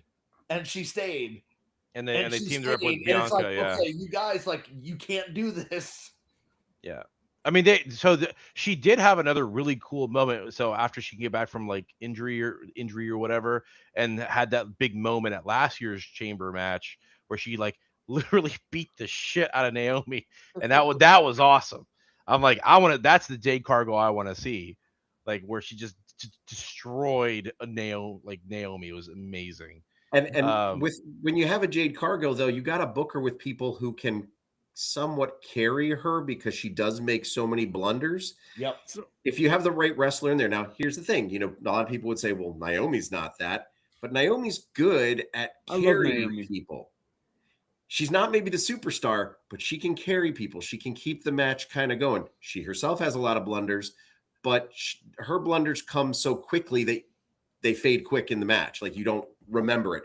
Jade's are these power slow moves, and it looks just awkward and wonky, and you're just like and then they pair her with like Jordan Grace, who like just came in. I'm like, Jordan, like this should be a match that like you should be holding off for like in a couple of years, Mania. Yes. Like why are you showing this to me on like free TV? Yes, like exactly. Jordan Grace is somebody, she's a badass too. Like that Jade Cargill versus Jordan Grace, that should be billed as like King Kong versus Godzilla of like the women's division. But they're like, they put it on SmackDown and then they like, it's like a DQ match. It was just so stupid. But is it just me, or maybe it's always been like that? I feel like it's always been like that. When you have the women's division, they take much more. WWE pays more attention to the size when it comes to women's division, right? Versus the men's division, where you could have somebody who you don't think would ever beat Brock Lesnar, right? But it seems like when it comes to the women's division, they have like it's almost like two divisions in the women's division. You have like the real wrestling, but then you have like they had like the comedic side where it's just like, oh, it's women's wrestling. It's not taken as serious. So like Jade's on the top end where it's like, yo, this is a real wrestling. We're taking her serious, and we need to throw her opponents that will match that. Like you're not gonna go and throw some of the I can't even think of the women's names right now. Yeah. But like, well, like you wouldn't throw like Liv Morgan in all reality against Jade. Like that's just not gonna happen. That's not that. There's no world where that will ever win. Right. Well, I mean, they're portraying like Liv Morgan's like they're portraying as like the cheat heel who's gonna cheat all the time. Yeah. She has like basically the equivalent of like Diesel of like the women's division on her side, and like Raquel Rodriguez, who actually looks like fucking like a big deal because she's huge. Well, so, I'm saying, their women's division is very separated, like real wrestling to just like divas. Like they have the women's and then they have divas still. Like it's really separated. And poor Natty sitting somewhere in the middle who never gets a shot. Natty needs to go somewhere. I don't know what they're doing with that. This is like the worst gimmick they've ever had for her. Oh yeah, Natty so dumb. She's not even good at working. Like she used to work really well, but like she's fallen off when it comes to working. Mm-hmm. But she's just horrible on the mic, and not one single character she's ever done, except for like the crazy cat lady, has ever seemed like a real character at all. Like she's never seemed comfortable. The problem is that they're portraying her as like this like MMA artist, and I'm like, you literally already had that in like Shayna Baszler, who did it better. So it's like, why are you trying to like do this thing where like Natty's this MMA person, like, and it's just not believable. You take Shayna out, right? Because I don't know Shayna's whole thing, right? But like, where in this world would you see Natty and think she could beat Ronda Rousey? Like, right, exactly. No, like she cannot hold a candle to Ronda Rousey. She cannot candle to Shayna Baszler. Like it's no. Yeah, I do agree with what Jose said. I think that having Jordan Grace and Jade Cargill on SmackDown was an absolute mistake that they're gonna regret later. I think that it would have been better to just have them constantly like looking at one another. Like a look here, a look there, maybe a word. And then after like a year or two, now these two Titans have to face off.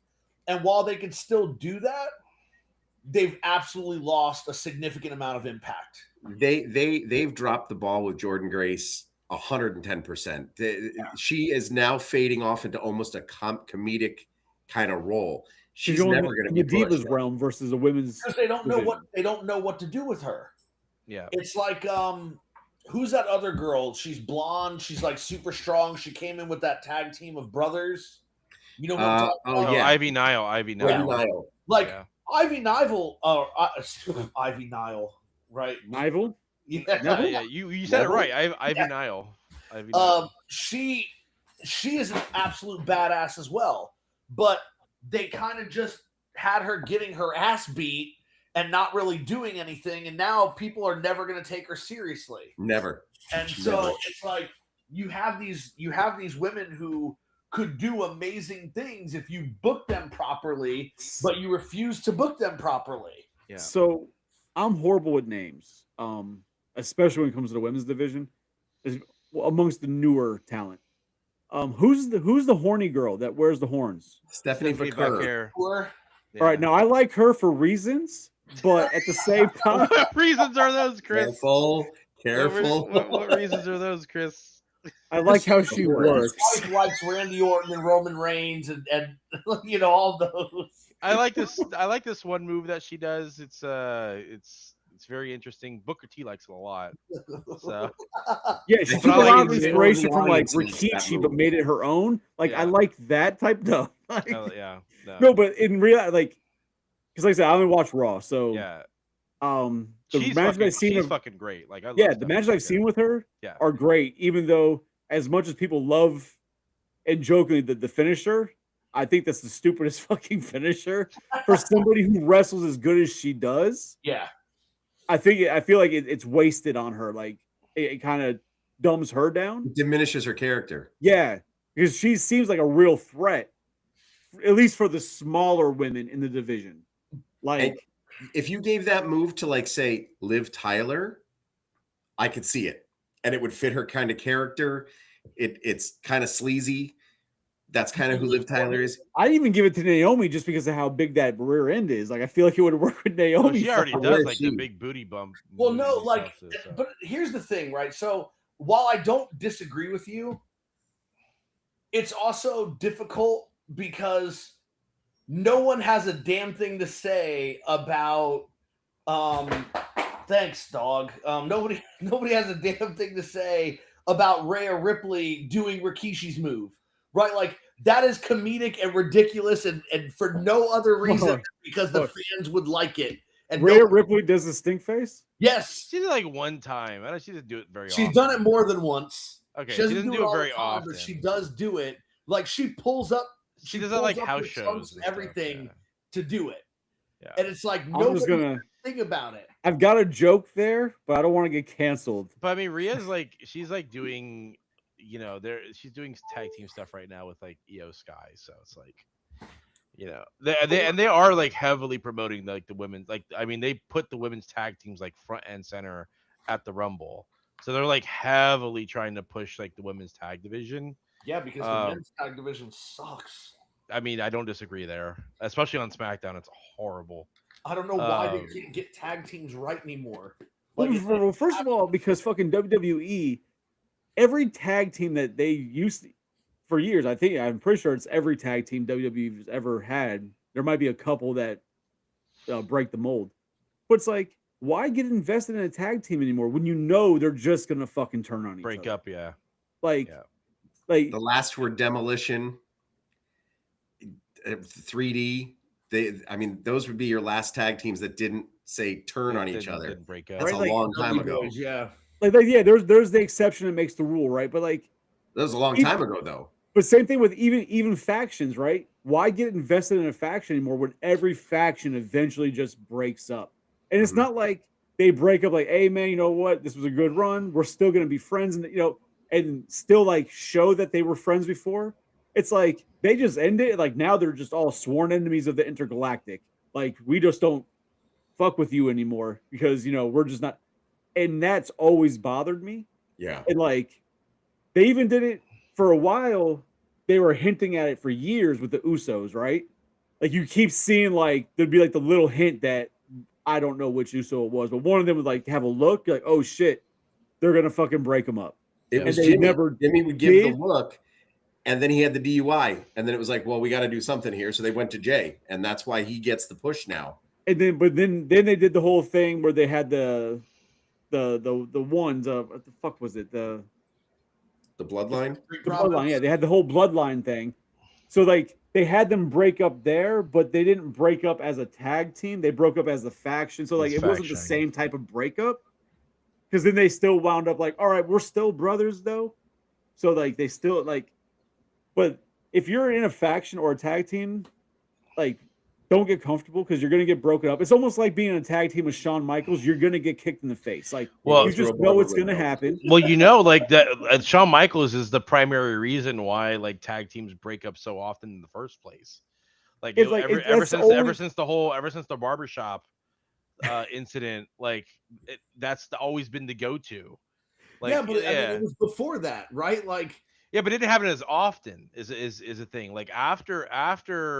Well, you know, okay, the that whole thing Bushwhackers never happened. broke up.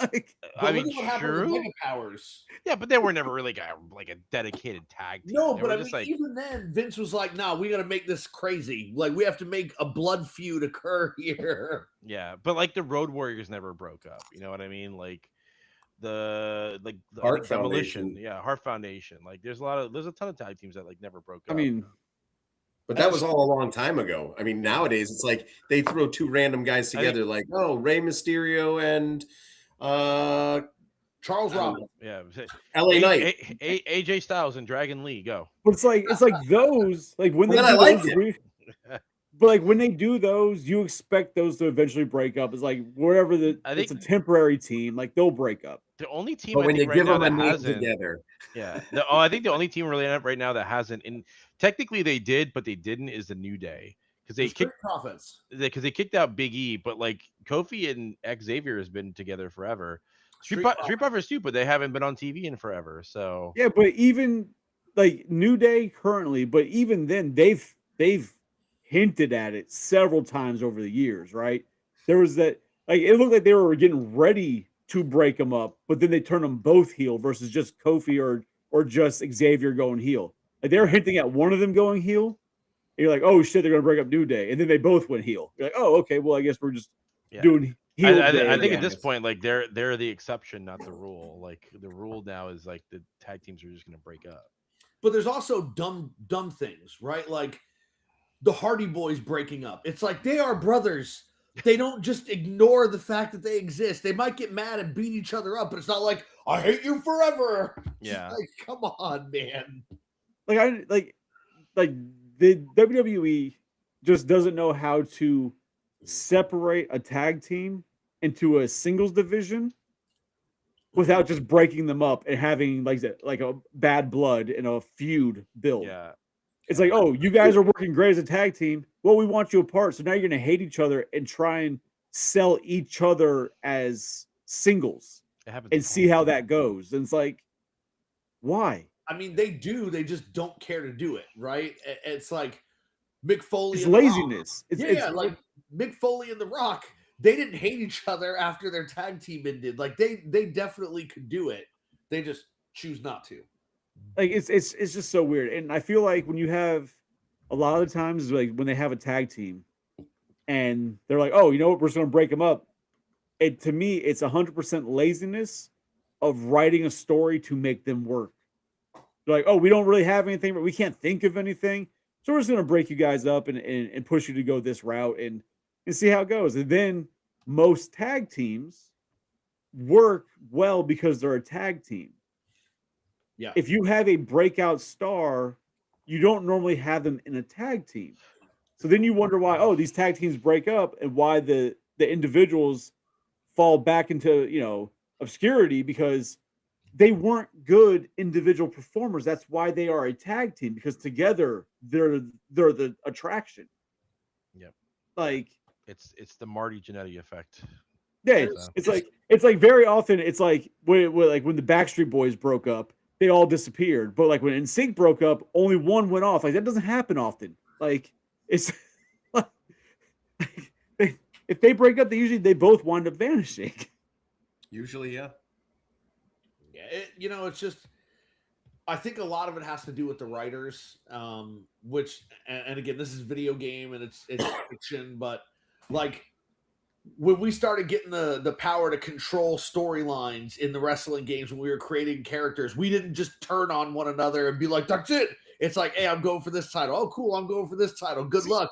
I'm going to show up and support you. Not I'm going to show up and screw you, even though I'm not going after that title because I hate you forever now. And that's the kind of shit that happens. Well, I mean, I feel like every male, at least, who watches WWE or any type of wrestling growing up, when you're in like that high school age, like, man, I could be a wrestler. And then you talk with your friends like, oh man, if we were in wrestling, this is what we would do, right? Yeah. And I know we've all had that discussion. No offense, Glenn, you weren't there with us, but you weren't part of that discussion. I had that discussion with Glenn several times as well. I actually went and tried. There was this wrestling school in Miramar called Rusty Brooks. He was a jobber for WWE, and he went to high school at Miramar High with my stepbrother.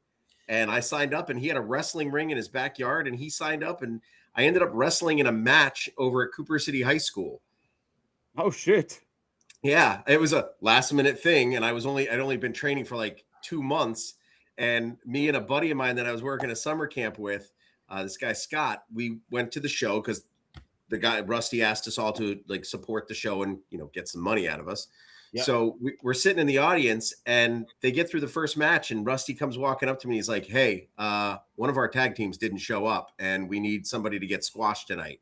I was like, all right. So I turned to my buddy Scott. I was like, this is the only guy I got. And he's like, can you take a bump, you think? And he's like, oh, yeah. And this guy was like this, So I was like, yeah, sure.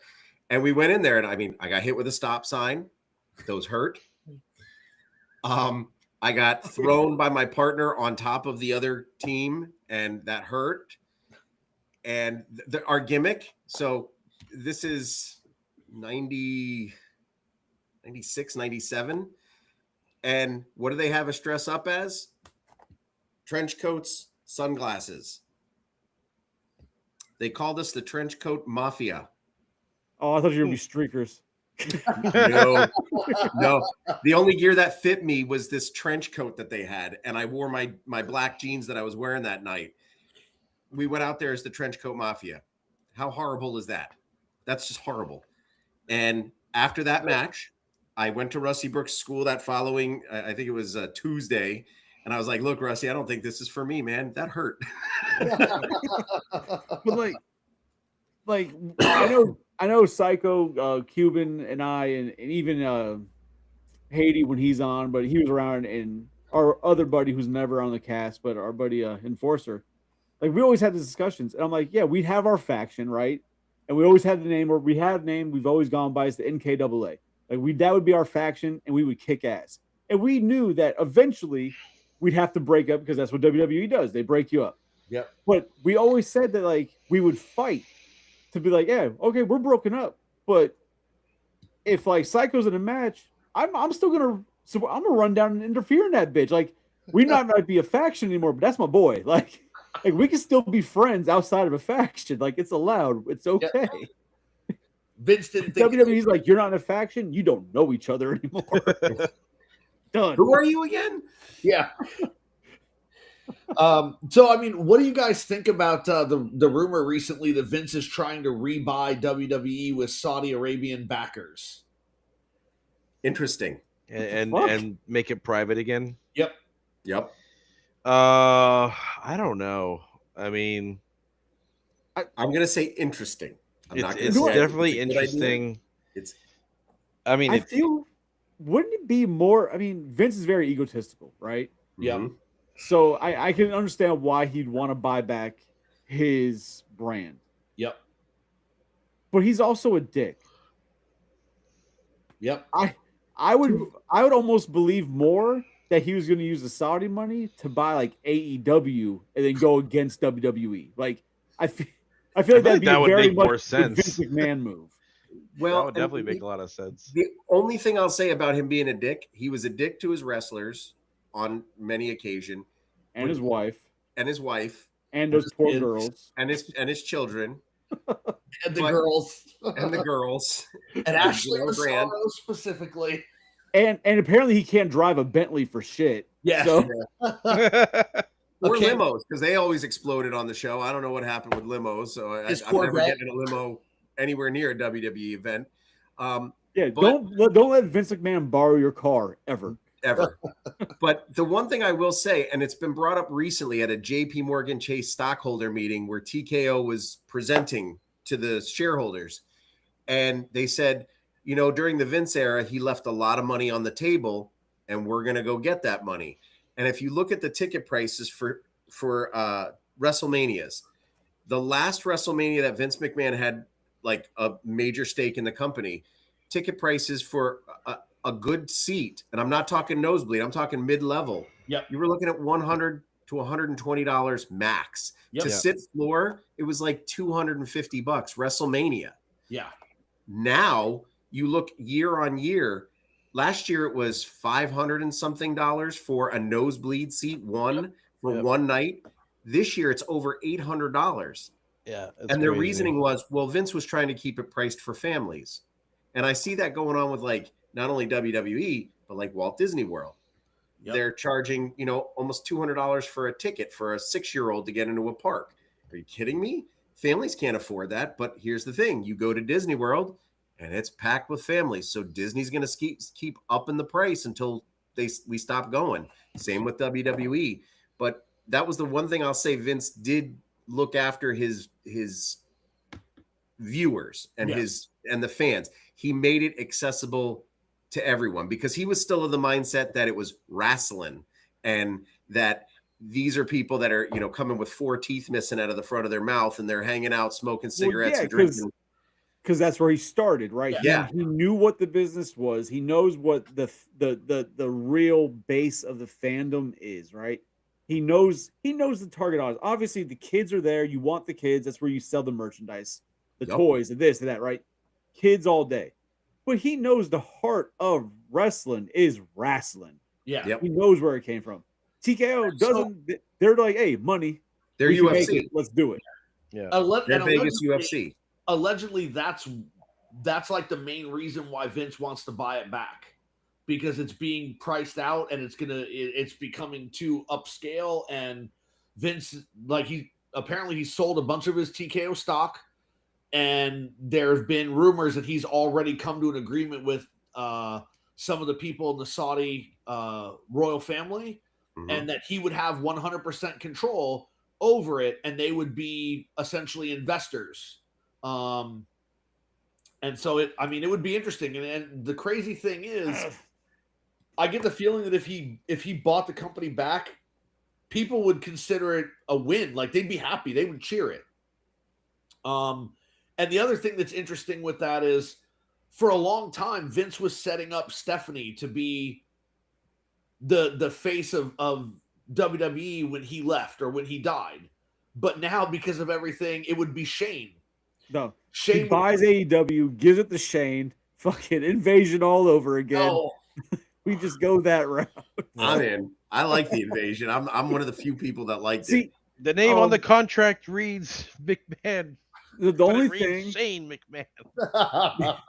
the only thing, Psycho, and I keep politics off of the cast, right? Yeah. But the Saudi part, I feel there's a lot of stigmatism when it comes to that side.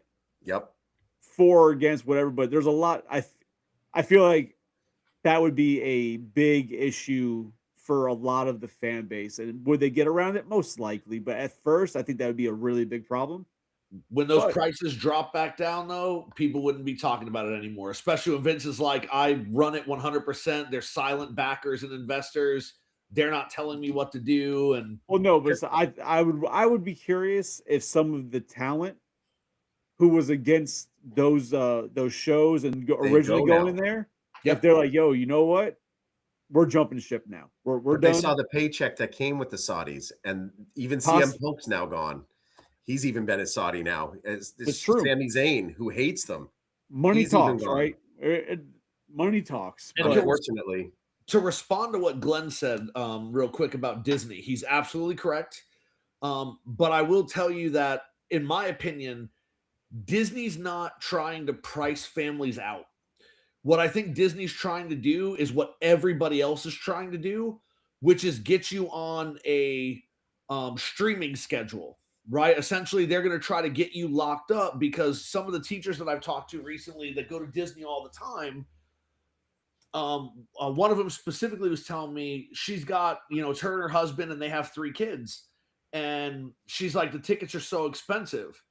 So you buy this plan, right? And you can go multiple times throughout the year whenever you want.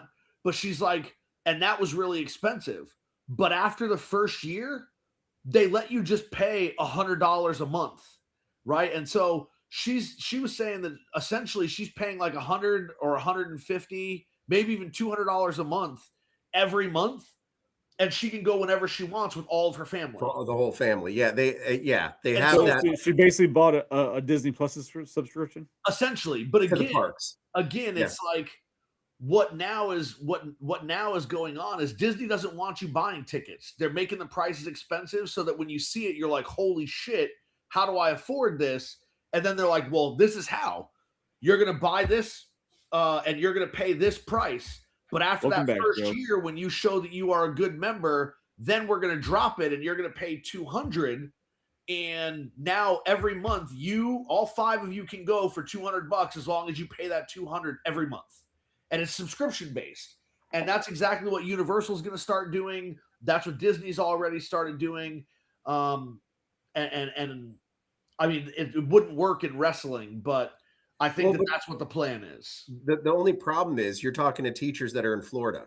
Yeah. And you're talking to people that live in Florida. For Floridians and people who live, like, say, near Burbank in California, getting one of those subscription kind of ticket plans, yeah, that works. I mean, I live less than an hour away from them now. Yeah. I can go after school with my kids someday, but for a majority of Americans, like you're living in like when I was in New York, we went once a year. We have a Disney Vacation Club, so our hotel was already covered. We brought food with us to go into the parks with, so that was covered. Our real expense came out of our tickets. Now because at the time we had the Chase Disney card, so we used all of our points and that paid for our tickets into the park. So really, essentially, our trip was kind of prepaid for, kind of like a subscription. Yep. But now that we live here, we have yet to buy those annual passes. Because part of us is thinking, going once a year is a lot. I mean, it's a lot. Yep. But going after school one day and then maybe 2 weeks later going, I think you lose some of the magic. Now, for some families, it's just fun. It's cool. I don't know. For us, I don't think it's worth it. But I see for a lot of families in Florida, it would be totally worth it. I mean, I yell at my mom all the time. When I was a kid in 79, they offered Florida residents a lifetime pass, $1,500 per person, and it would be good lifetime. Yep. And we were one of the families offered, and I mean, we were poor, so they were like, yeah, no, we're not spending that kind of money for a family of 5. But think of the savings that would have been now. Yeah. I mean, you'd be set. Yeah. But like, I mean, it's completely off topic. It's not Yeah. wrestling at all. But fuck it, we're talking about theme parks. But that's kind of what they do with horror nights, right? So they'll have it's not subscription based, but it's a ticket, right? But you have an option to pay a $350 ticket, but you can go as many times as you want from September 1st until the last day of the show, which is usually like November 2nd. You can go every night if you want, if you pay that ticket, or you could pay the $98 per night to go, up to you. Like, I'll pay the $350 and go 16 times. And then make it totally worth it. Yeah. Exactly. But what sucks, I'm in Winter Haven, so I'm not far from there. But then I have to pay $30 to park every fucking time I go. Yeah. No, you That don't. sucks. There's a trick. Hold on, don't give away the trick. Tell me later. Okay. Don't want to give it away. Don't want to give it Don't away. let all the other poors know. I want to be the only poor that knows. No, but I mean, and to your point, Glenn, and then we'll get back to wrestling. But to your point, with my wife and I both being teachers and not really making a lot of money, the only reason we're able to go to Disney is because I'm lucky enough to have a family member who gets us in for free. They work there. And so it's like I can go, but it also makes Disney so much better because we can go whenever we feel like. We go for the last 2 hours of the park. Just show up, go in. It's not super hot. It's not super crowded. Walk around and do whatever we want, and then leave. And then the next day we can go back. And most people don't have that experience. No. And so in that respect, my daughter's very lucky because we have the family that works there. But if not, like, it would be the same thing you're saying. I would go once a year, and that was it. That's all I would do. So now, speaking of Disney and wrestling, what is your take now with because I absolutely loved I didn't love it when WWE Network went away, but I love the fact that it went to Peacock, and I could get, because I was working as a bartender up in Rochester, New York, and whenever they had pay-per-views, I put up the Peacock on our TVs, and I had a packed bar full of people cheering that stuff on. Yeah. Then they made the decision to pull it from Peacock and put it on ESPN Plus. Now, here's the difference. Peacock, $9 a month for their service? Yep. ESPN Plus, $29 a month. Yeah, but I don't know if you've noticed it recently, but I actually when my father was up visiting, he wanted to watch something on Peacock. I don't remember what it was. But I had to resubscribe, and Peacock was $17 a month. Yeah, if you're not subscribed and you let your subscription end, they get you with the new prices now. And they're like 17. But if you're still on from back when WWE first joined on, I mean, I still have Roman Reigns as my profile pick.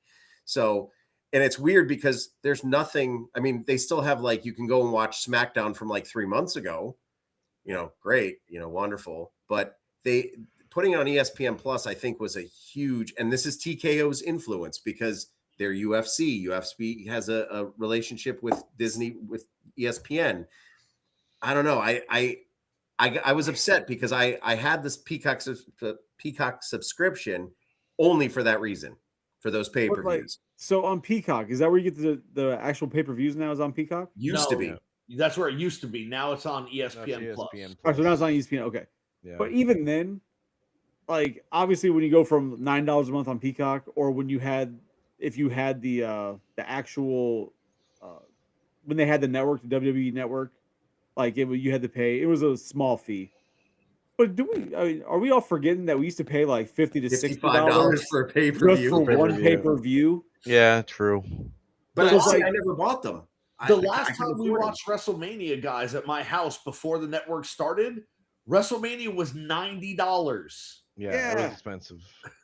So it's like, to get it, like I especially when you compare it to where it was like on Peacock for such a cheaper price, like, oh man, it's $29 now. You're getting access to, if you like ESPN, you get all that shit too. Yeah. I mean, it's not a horrible deal. I wouldn't do it because I don't give a shit about ESPN. Same here. And see, the thing about Peacock was there were things on Peacock I wanted to watch. So it was like, oh, okay, I'm getting my cake and eating it too. And now they took my cake away. No, but can't you get like one of those things that like blocks a VPN or some shit and you can get it through Netflix. Yeah.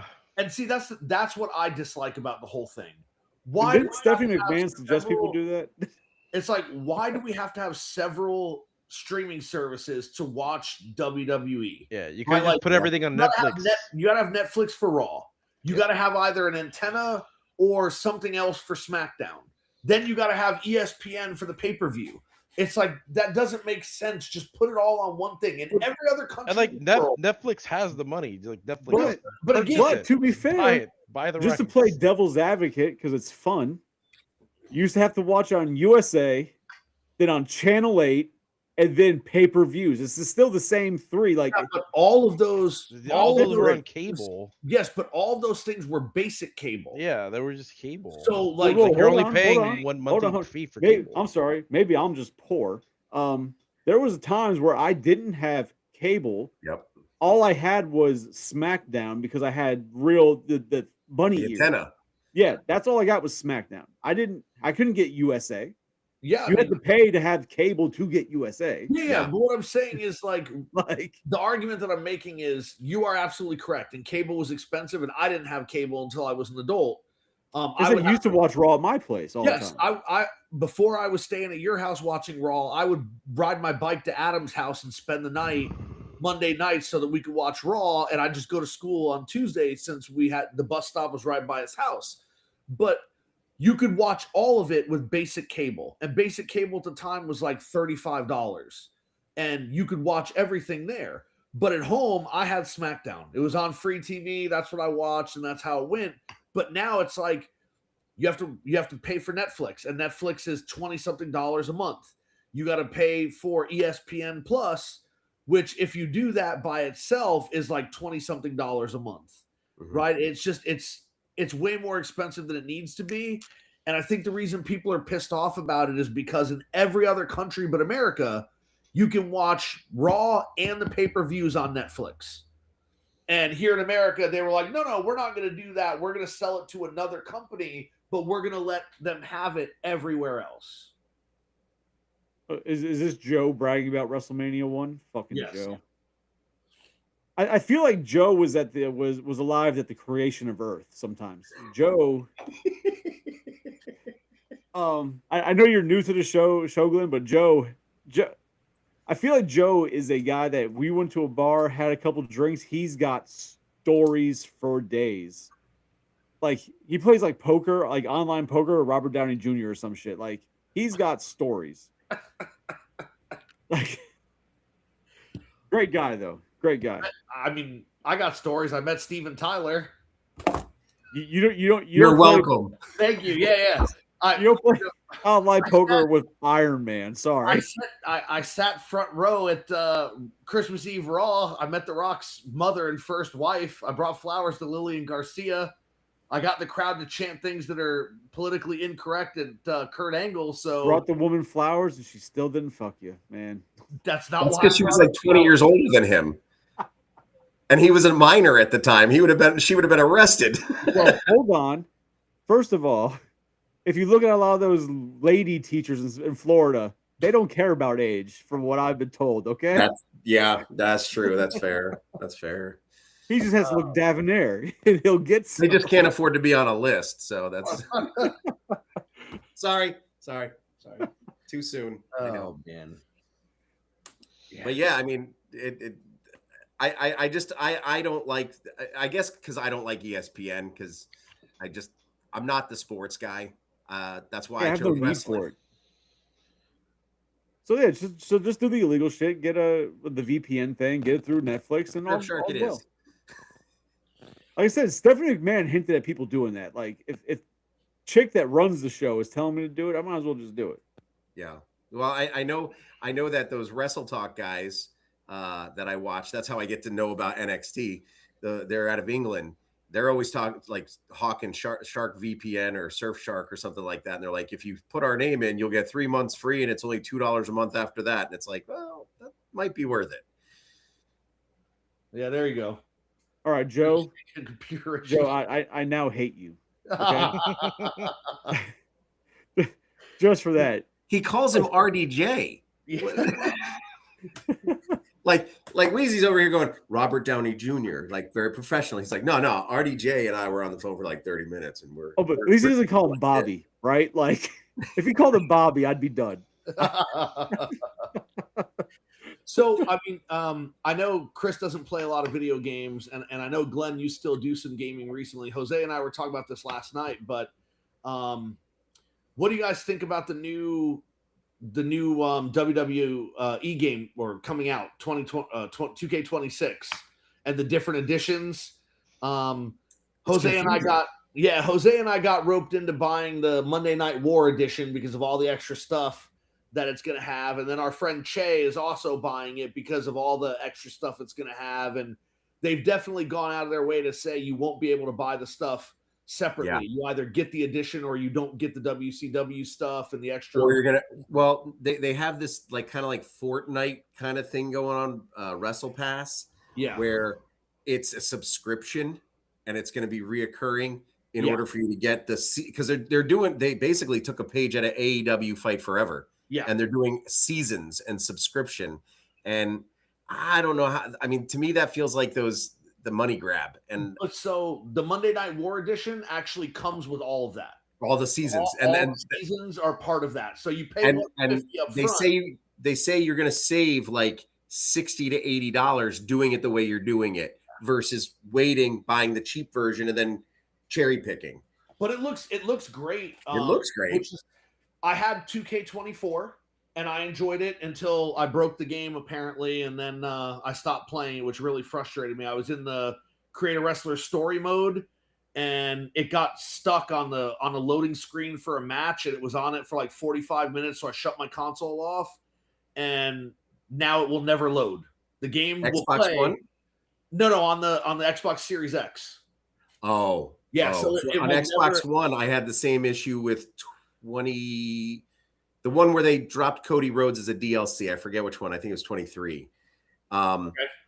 When it glitched out and it wouldn't come on, and then it eventually went to just a black screen and nothing. Yep. You had to take it off and then reinstall it. But X is different. That's all. Yeah, no. So the only way to fix it would be to erase my progress, and I was halfway through it, and I'm like, no, not doing that. I would have to erase all the save data and then recreate. I mean, you could just re-download your person because you upload it to the community creations. But I wasn't starting on the match from scratch. And then 2K25 looked great, but I was like, you know what? I'll hold off. And now when I bought 2K26, or rather pre-ordered it, it came with 2K25 for free. But I'm very excited about the Monday Night War stuff, right? I'm very excited about being able to play universe mode and have a WCW with those guys and and those managers and everything else, and create these different things. So I'm thinking it's going to be fun. I got a question. Maybe you guys can answer with this new one. So, and I'm going to sound horrible here, but one of my favorite wrestlers, I kind of flirted with WCW for a while, especially during the NWO years. And one of my favorite wrestlers, Buff Bagwell, loved that guy. Met him a few times. Great guy. Watched a lot of his recent documentaries with, losing his leg. But is he going to be in the game because it's the WCW side's there? We don't know. I haven't seen the full roster. They haven't. I don't think they released the whole roster. I think they're releasing it piece by piece, but they did say that there will be over 400 superstars in this game. And 320 of them will be Triple H. No, they're not. Apparently, they're not doing that this year. Thank God. Okay, so they actually do have the full roster. So they have released the full thing. Yeah, I'm on the official website. Okay. Buff Bagwell's not on there. But again, that's not the DLC because there are DLC season passes. Yeah. I mean, it's not a make or break for me because I can download them off Community Creations, and usually they're better than what they sometimes create on the game itself. But I wanted to see him like be a part of something because I've watched the documentaries on this guy and he's turned his life around big time. Yeah. And, I think he got a bum rap when the whole invasion angle came because he got saddled in a bad match. And then, he was going, obviously some of it's his fault. He was going through a patch with drugs and alcohol, and his mom calling Vince and saying he's not coming to work because he's feeling sick tonight. But I think he got a bum rap because I think he had that's something that makes wrestlers bigger than what they are. Yeah, he definitely had the it factor, but in my opinion, I see why you say he got a bum rap. I think, at least for me, he couldn't get out of his own way. No, not at all. And that's what the issue was. The issue was he came in thinking he was bigger than he was. Yes. And he wasn't happy when they put him in that one match. He's like, this isn't the kind of match I should be wrestling. So you don't complain your very first night, your very first match, right? Like, look at Booker T and it was legitimate, but we could say it as a joke. 5-time WCW champion. He didn't come in and bitch about anything. No, right? And look where he is today. He's still with them. You want me to job? Cool. You want me to look like a fool? Cool. You want to have Stone Cold whoop my ass at a grocery store? Cool. You want me to do a spin-a-rooney? Yeah. Done. Anything you have me do that gets me on TV, I'm fine with. But Buff Bagwell was like, you're not doing this to me. You're not doing that. And it was because on drugs, right? Like overinflated self-importance, right? And then this idea that, well, I'm an established guy, right? Like I'm coming in, everybody knows who I am. They know who my mom is. They know, and we're going to get through all this. And that's just not, that's not that how happened to a lot of the WCW guys, though. Unfortunately, they came in because obviously they broke their backs in WCW. They blood, sweat, and tears there. Then Shane and Vince and Stephanie buy WCW and ECW, bring these guys in. They do an invasion storyline. It doesn't really hit very well. I mean, I enjoyed it because they made dumb decisions. Because they made dumb decisions, and then a lot of those guys just disappeared. I mean, few of them lasted. Yeah, I mean, yeah, to a certain extent. Hurricane Helms lasted. Chuck Palumbo lasted for a long time until he retired. His partner, when they came in, they built those guys up as beasts, and then his partner couldn't drop the drugs, right? It's like Sean O'Hare. Yeah. Sean O'Hare couldn't get away from the drugs. And a lot of these WCW guys, they came in with problems because WCW let them do whatever they wanted to do.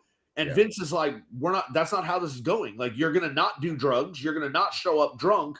I mean, and even Mr. Jeff Hardy.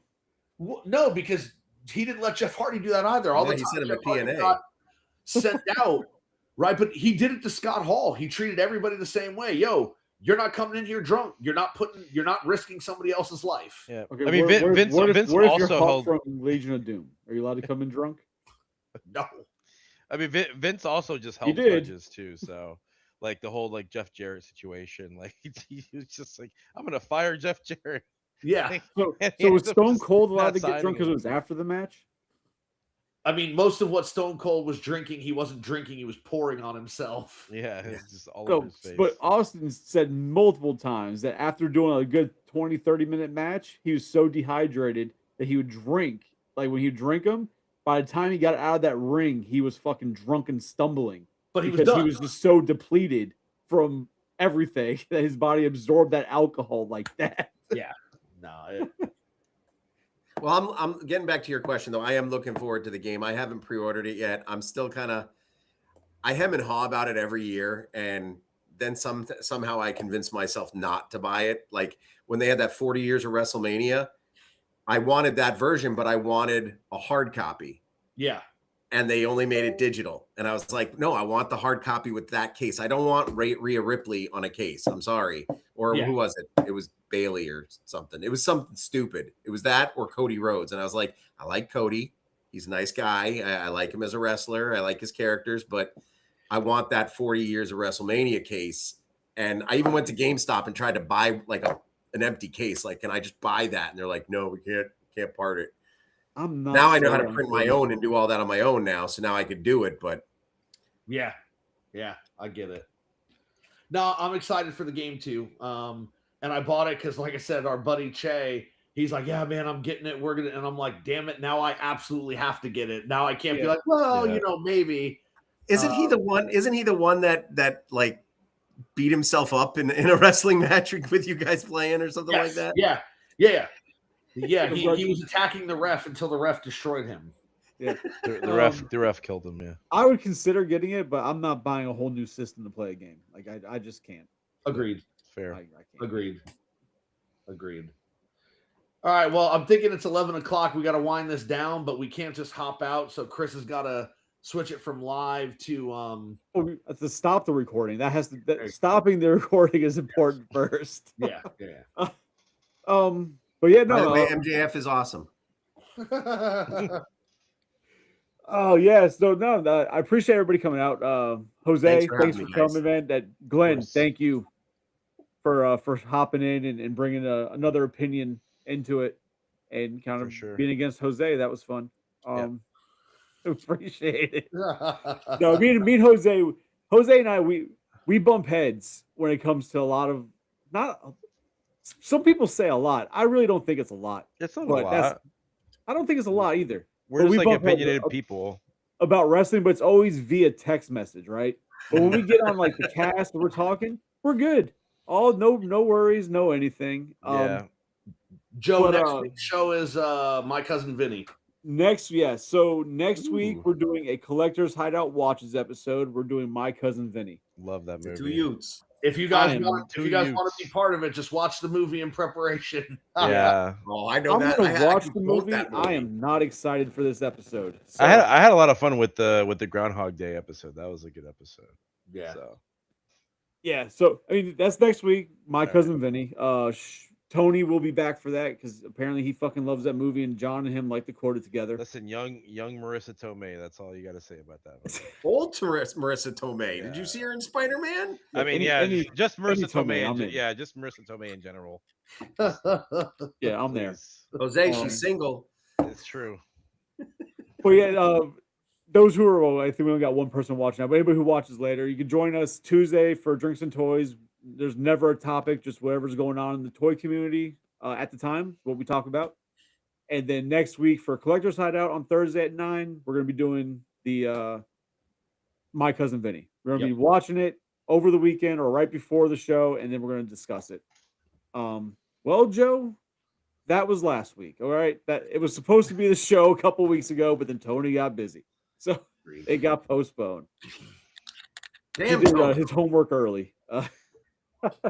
So, but yeah, I know Jose knows, but Glenn, just hang out for a minute. When I end it, we gotta make sure everything uploads first, or else YouTube gets stupid. So, okay. But appreciate everybody coming out and join us next week. And until then, apparently AEW is a thing. Fucking boring. AEW.